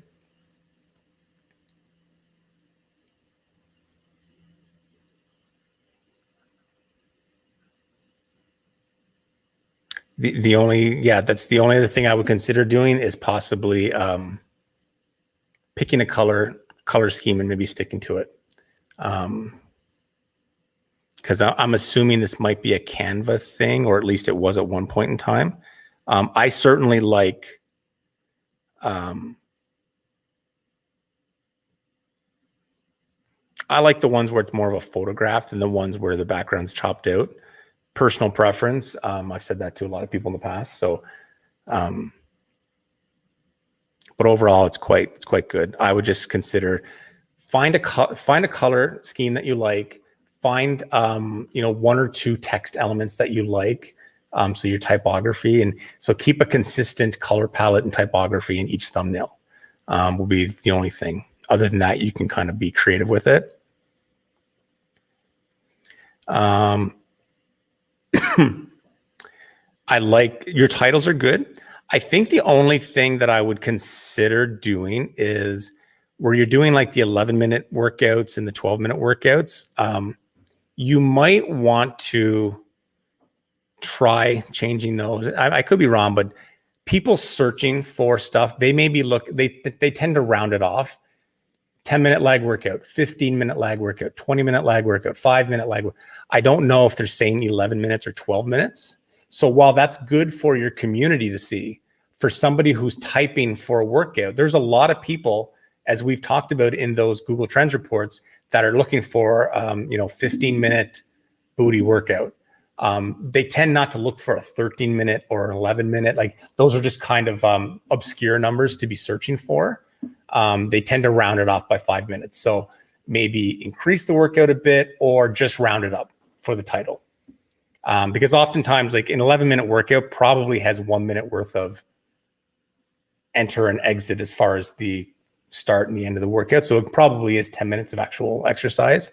So that would be something that maybe what I would do next month is try doing a 10-minute workout and a 15-minute workout, and then check those as far as YouTube search results goes, like a month or two down the road to see if they're doing better than your 11 and your 12-minute workout videos as far as YouTube search goes. Yeah, you use Canva. Okay. You're doing a good job with it overall.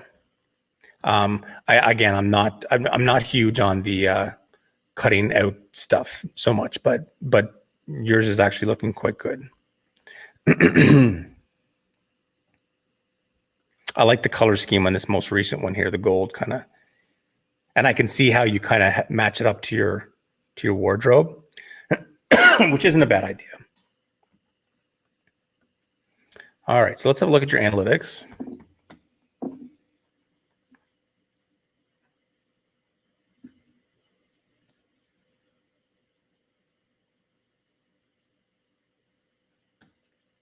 Reach. And KJ, or anybody for that matter, if you have questions as we're going through, fire away. I keep looking over. You're over here, your info's here, and then the camera's here. So I'm trying to look at all three at once.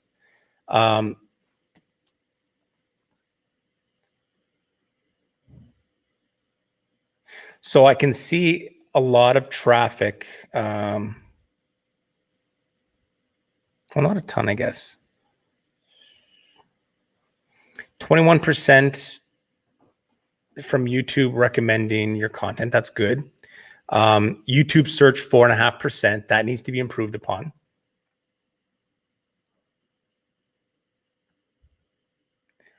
YouTube search.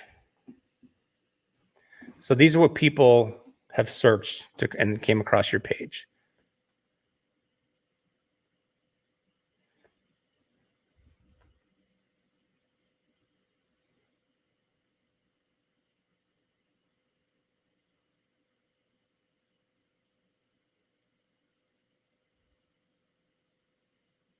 Yeah, it's hard to say too much about your YouTube search right now because the numbers are lower.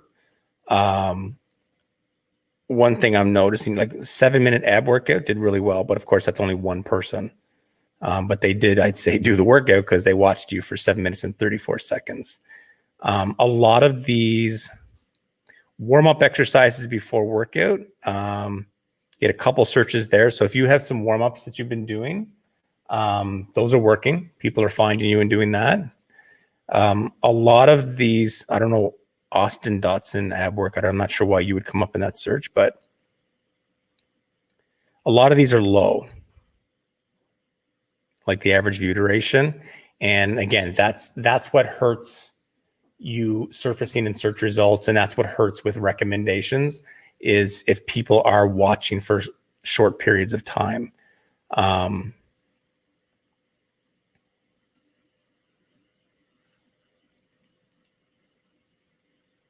I'm just trying to see with your average.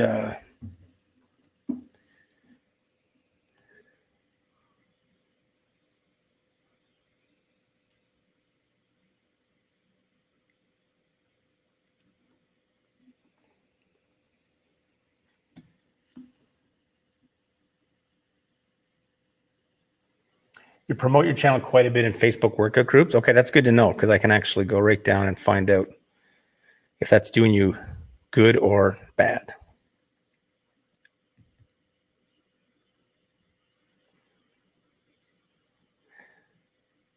So you had 60 views through Facebook with an average view duration of 1 minute and 18 seconds.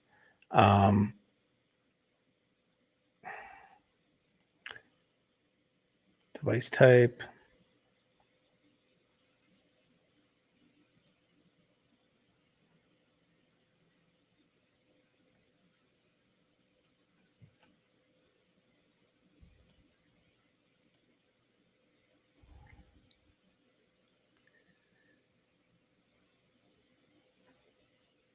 Yeah, so you can see with Facebook here too. This is kind of in total. So people on mobile phones are not watching you for very long. This is always the problem with sharing content to other platforms is it tends to come up Facebook, Instagram, a lot of those things, they're phone apps at this stage for the most part. So people on their phones, they're, there's, KJ's got a new workout. They'll click through, watch it for a few seconds and go on with their day. And it brings down your average watch time. Whereas people that are watching you on TV, on a smart TV, they're watching significantly longer, 4 minutes and 54 seconds. So what happens is that this 112 or the 134s, that brings down your average watch time, which affects you getting promoted organically, which affects new people finding you. So that's just over the last 28 days. But it's certainly something to pay attention to. This comes up a lot, like almost everybody I speak with.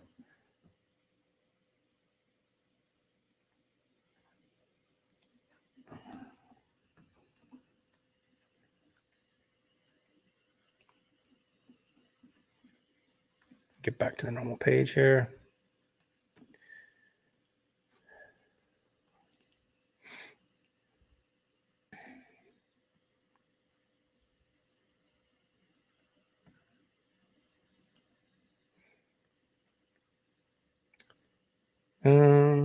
Oops.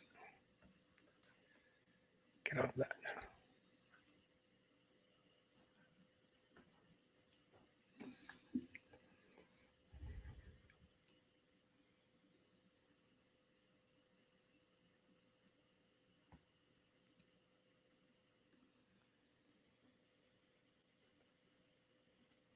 Why do I keep ending up on this page? Go away.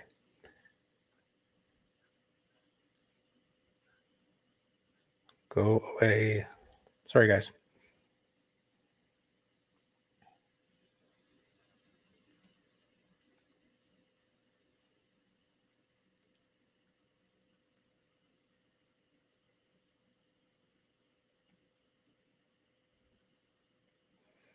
Yeah, I mean, KJ, subscribers up 34%.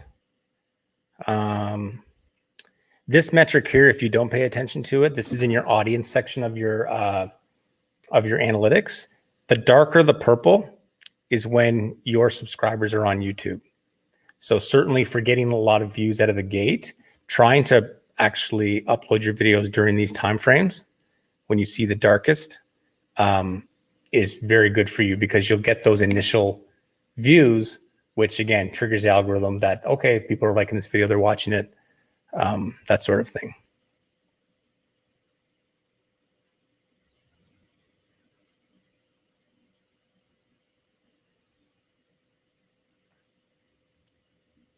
Engagement. Watch time up 84%. View duration is up 14%, but it's still low. So we do have to work on that. Now, this is a good one to pay attention to. Like you're seeing a lot of cases here. You're losing, in the first minute, you're losing 80% of your audience in some of these videos.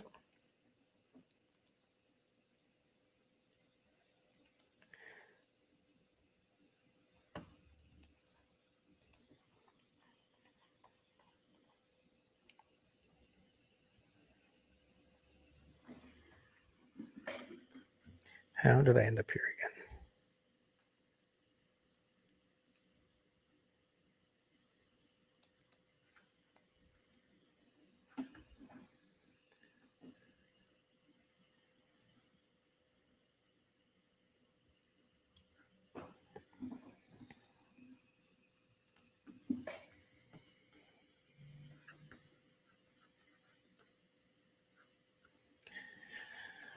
All right. This is acting up on me. Stop.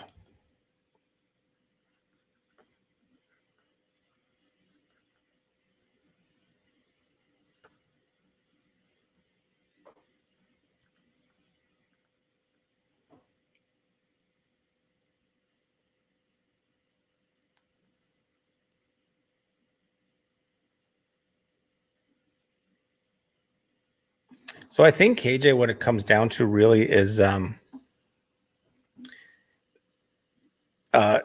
the brand aesthetic is important. Again, your channel still looks good, but it's a matter of it could be improved upon. With the videos, the watch time, the average view duration is something that needs to be improved upon. And that, why do you keep going back to this? I'm just going to shut this off. It's starting to drive me crazy. If I can fix it. Being able to get found on YouTube is extremely important to really catching on and have that growth really pick up. So you need to get that watch time up. Now, whether or not that's titles, thumbnails, channel tags, what I'm trying to do is actually check to see what you're using for tags on your videos, but it's just not letting me get there. It keeps going back to this other page again. Try one more time. But, oh, sorry. Should I consider not promoting on Facebook at all since it might hurt the watch time? That really comes down to, I don't know how you're doing that. I mean, if there's people on Facebook that are doing your workouts, my suggestion would be to create a page for that, and then invite people to join your page who are interested in your workouts. You don't want them to join your page to support you, because that's not what you need right now. What you need is an active community who's doing those workouts. So out of the 60 people that were watching your workouts last month from Facebook, if only 10 of them are actually doing that workouts, then just worry about those 10. Get them into whether it's a private Facebook group or whether it's a public group, but just invite the people who you know are doing the workouts, because you don't need those people that are clicking through, watching you for a few seconds and then turning it off. That's getting you the view, which from a vanity perspective is great, but it's getting you a 5-second view or a 10-second view or that, and that's hurting you. So I can't really make the decision on that. I don't share a lot of that stuff to social media just for that reason, because I have a page on Facebook and it has a small community of about 200 people that basically do the workouts. But I don't share it on my own personal Facebook pages because there's just too many people who they might click on it to see what it's all about, but they're not really interested in doing the workouts. So it's just doing a disservice to myself.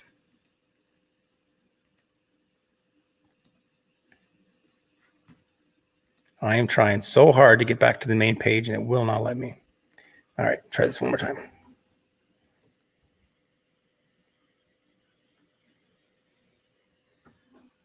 But I mean, overall, your growth is really good for just a few months. I mean, even with this vlog channel, my first 6 or 7 months, I only got up to about 300 subscribers. So you're doing good. You're on a roll. And a lot of that looks like it's in the last month. Okay, that's what I wanted.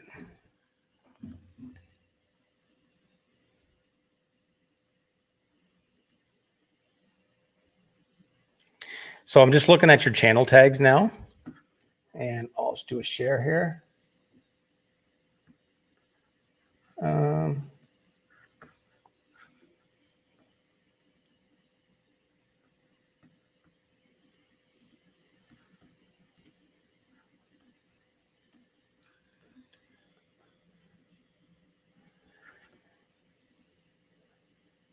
So consider like 4K video, I would remove that. And I would get a little more specific. You can pull away some of these words and add some key phrases. So if it's a 11-minute full body workout, one of these could be, again, 10-minute full body workout, 10-minute total body workout, 10-minute dumbbell workout, like thinking along the lines of what people are searching for when they're on YouTube. Like, just to bring it up here, like, and it can be as simple, you don't even have to go through Google Trends. You can just look at this 10-minute, and you can see what comes up. 10-minute ab workout, 10-minute meditation, 10-minute abs, 10-minute HIIT workout, 10-minute stretch, 10-minute cardio, 10-minute morning meditation. So these are all very popular workouts that use 10 minutes. If it's total body workout, total body strength workout, total body workout at home, total body workout with weights. So putting in a few key phrases like that are basically verbatim what people are searching for is going to help you connect with those people, because the closer you get to what they're saying, then the better chance of you coming up on page 1 of the search results as opposed to page 37, where they're never going to find you. So add a few key phrases in there, and make sure, same thing with your channel tags as well. It definitely will give you a bit of a help.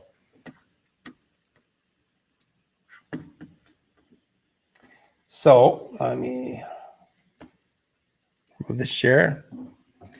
So yeah, just to reiterate, the main takeaways for you: find a color palette, find typography that you like a couple of different fonts that work well together.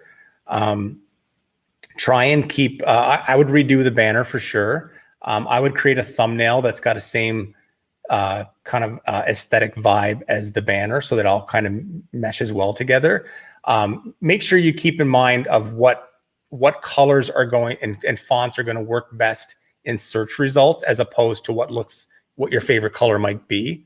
I've had people in the past that, they love black, but the fact of the matter is black does not look good in search results. It gets lost amongst vibrant colors. So a few things like that. As far as your workouts go, I think the length of workouts you're doing is great. You usually keep it in around that 12-minute mark.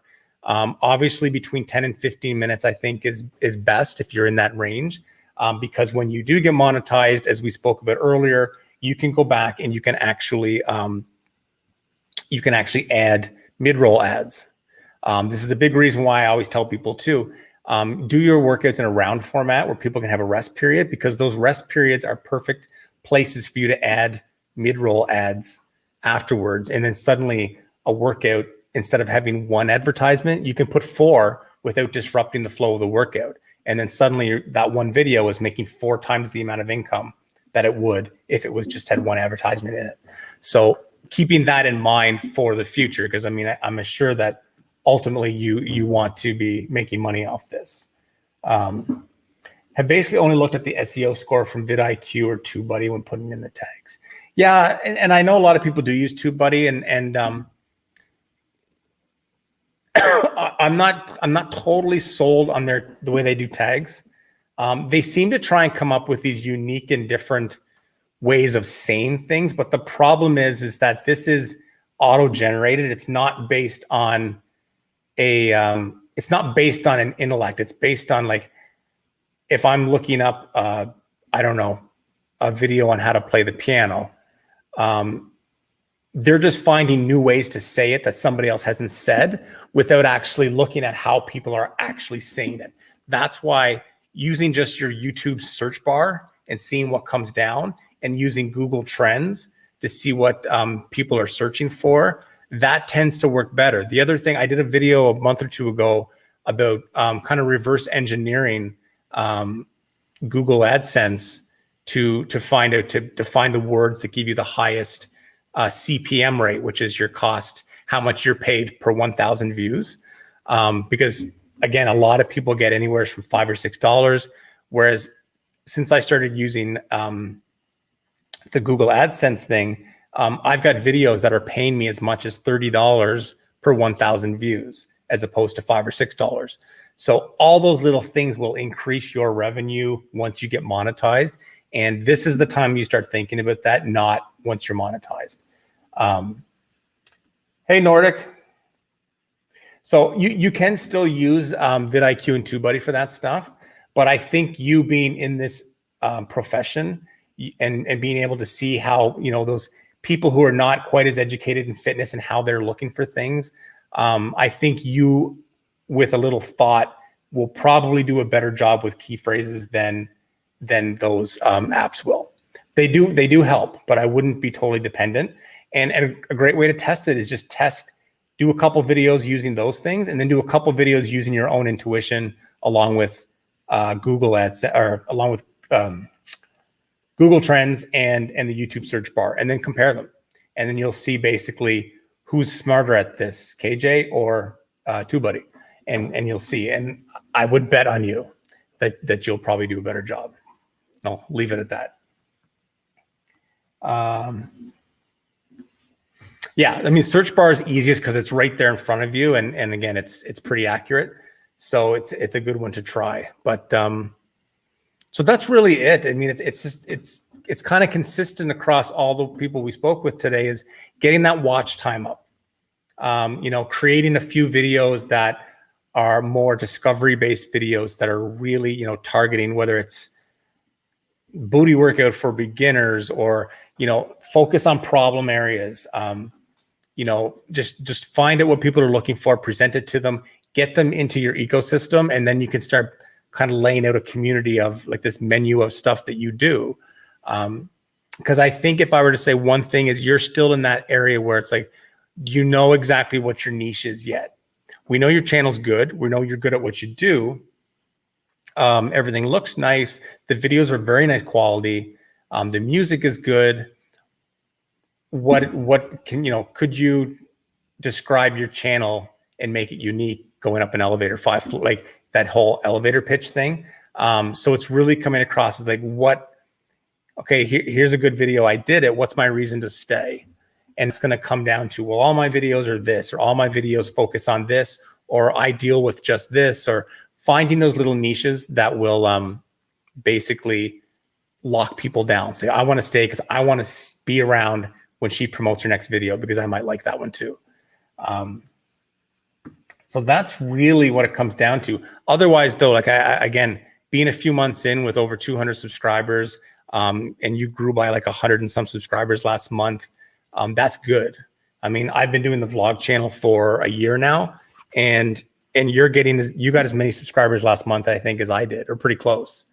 So doing that 2 months in is very good.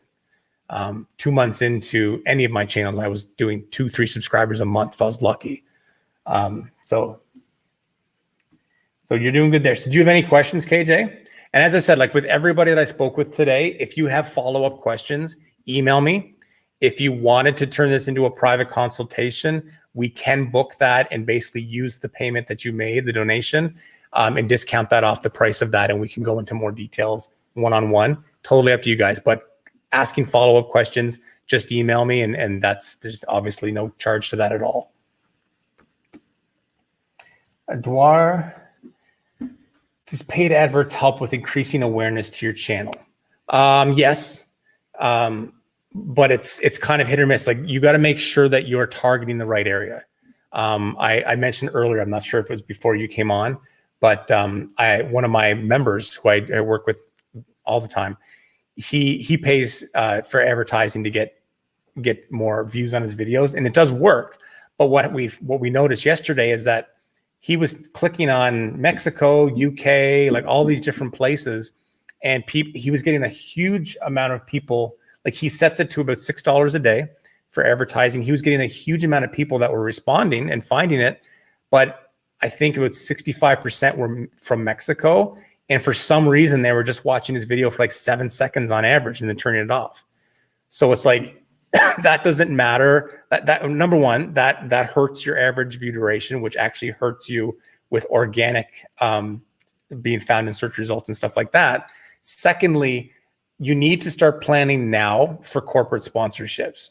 That's where your business is going to lie with this as you grow on YouTube. That's where the money's going to be. You will not, I'm going to go on a record and say you will never make money. You'll never make a living off of Google AdSense. You can make a nice little supplemental income. You'll make money off having a brand that is sponsored, has Google AdSense, has different revenue streams coming from, whether it's a member platform, whether it's products and services, merchandise, all those different things will collectively turn your channel into a business and an actual business that you can do full time.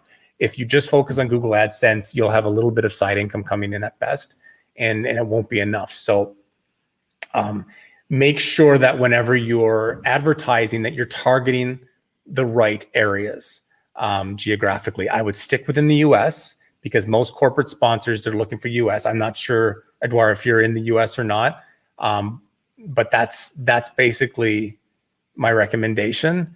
And then you can also use Google Trends to find out who's, like we did the same thing with this gentleman yesterday that I was dealing with. We looked up the word bodybuilding in Google Trends, and we found that Las Vegas had the most people searching for bodybuilding. And they were showing all the different searches that they were looking for in the genre of bodybuilding. So it's like, obviously you should make sure that you're targeting Las Vegas. And then I think the second one was Idaho, which we never would have guessed. So make sure that you're using it properly. That way, if you set it for $6 a day for your advertising, it's going to be used towards sending your video to the most optimum places to find people that are going to watch it. Because just putting it out there and selecting a bunch of different countries, it may put your video in front of people, but if they're only watching it for 7 seconds, you're hurting yourself more than you're helping yourself. You might get a view, but a 7-second view is hurting your channel. I'd rather you not get that view. Oh, you're in Canada. Okay, so am I. Yeah, so you would target Canada and the US. And KJ.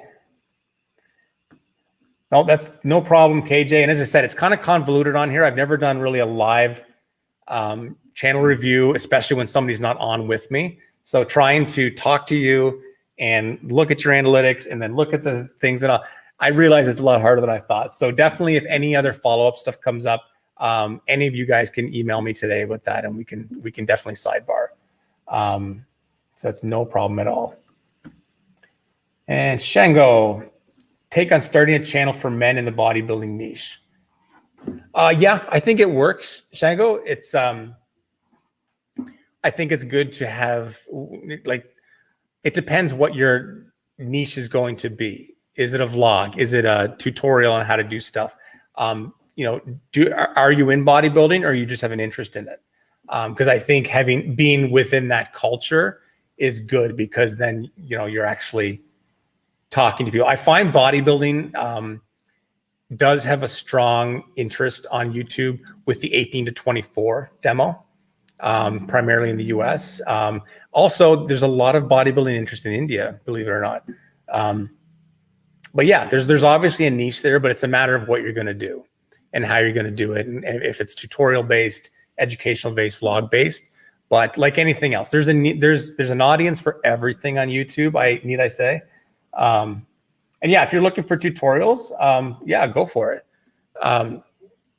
Just make sure you kind of plan it out and produce it nicely, and make sure that you know the part. I mean, if that's you in that picture, then I'm pretty confident you know the part and you know what to say and do and that sort of thing.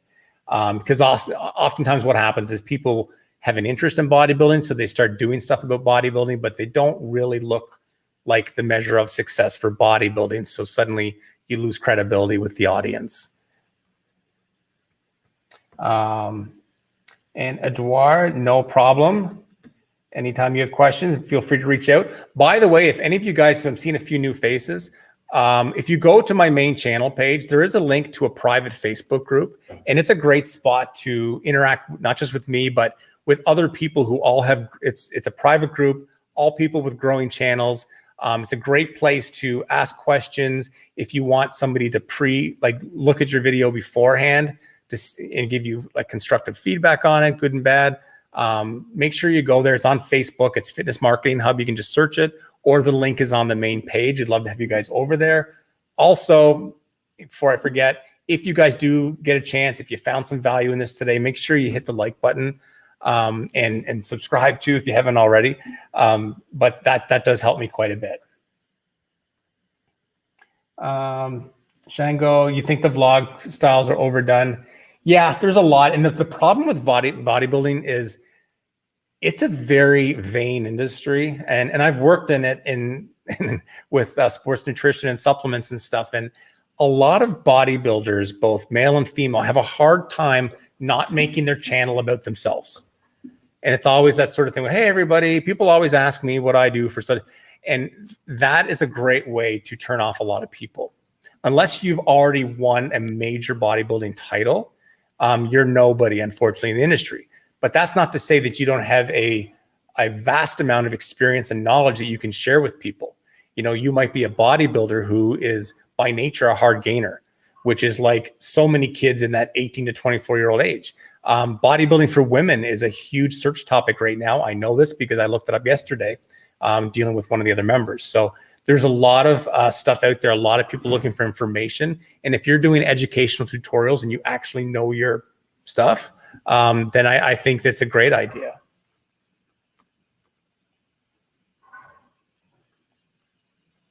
Nordic, do you think uploading at least one video a week is necessary to, there it is. Uploading one video a week is the minimum you should do to keep up the interest and traffic on your channel. I built up my channel with less than a video a week on average. So yeah, what I always say is when you first start your channel, you need to populate your channel relatively quickly. And by populate, I just basically mean having it filled in. So if somebody sees one of your videos, they click on your channel, they see, I think it's 16 videos will fill in that white space. Once you get to that level, and don't sacrifice quality to do that, but I would definitely be producing videos as quickly as you possibly can to get to that space, to get your channel basically up and running and busy in that. And then once you do that, you can go into a maintenance phase, which is ideally once a week as a minimum. You can get away with bi-weekly once in a while. Once you get past that, your channel starts to look dormant. And that's when you can start losing people because they feel like you're not fully engaged in your channels. So it's like, well, I like that video, but he's obviously not producing any anymore, so I'm not going to subscribe. It's no point. So yeah, you can do a weekly, but it's just mainly get the channel fully populated with 16 videos roughly, and then start basically maintaining it with a video a week. That works. And Adwar, hit the like button for sure. Oh, no problem. Like I said, guys, I'm no expert at this stuff. I benefit from having worked in the industry for quite a long time on many levels. I've owned health clubs. I'm a personal trainer. I've worked as a creative director for like a major supplement company. So I understand the corporate side, the sponsorship side. And then I'm basically, I do all video production stuff. This is my studio here, and this is what I do every day. And a lot of it is fitness based. So I know just enough of a few different things that work well for this. And then on top of that, I had good luck with my own YouTube channel. And now I'm having good luck with 2 YouTube channels. So for me, it's just basically making you guys realize little subtle things that are relatively inexpensive that you can do that will fast forward this. Because if you're going to do this, you might as well do it right and make some money off of it, because it can be a very lucrative career. I make more money off YouTube workout channels than I did off owning a health club. And that's a total shoot. So it's obviously something, it's not that I make a ton of money off YouTube, but I make more than I made off a health club. It kind of speaks more ill of the health club than anything. But it's something any of you guys can do. It just requires pay. You almost have to stop being a trainer and start being a content creator, and you kind of wear 2 different hats. And once you start doing that, and with a few little tweaks here and there, and I try and run support to as many people as I can, it doesn't take that long for it to happen.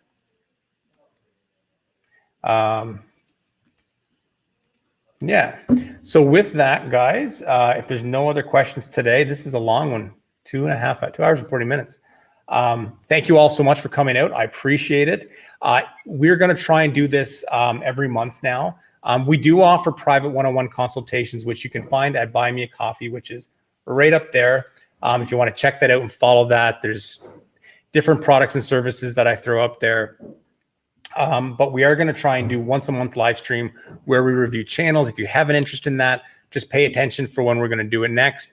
And you can basically sign up. I can do basically 3 or 4 per live stream. And yeah, if you guys have any questions, again, remember to follow the Facebook group. And I look forward to chatting and working with you guys as we move forward. There's lots of new videos coming up. I just got over some really busy projects that I was finishing, have more time now. So there'll be some more produced videos coming up on the channel soon. So with that, hope you guys have a great day, and I will talk to you all very soon. Take care.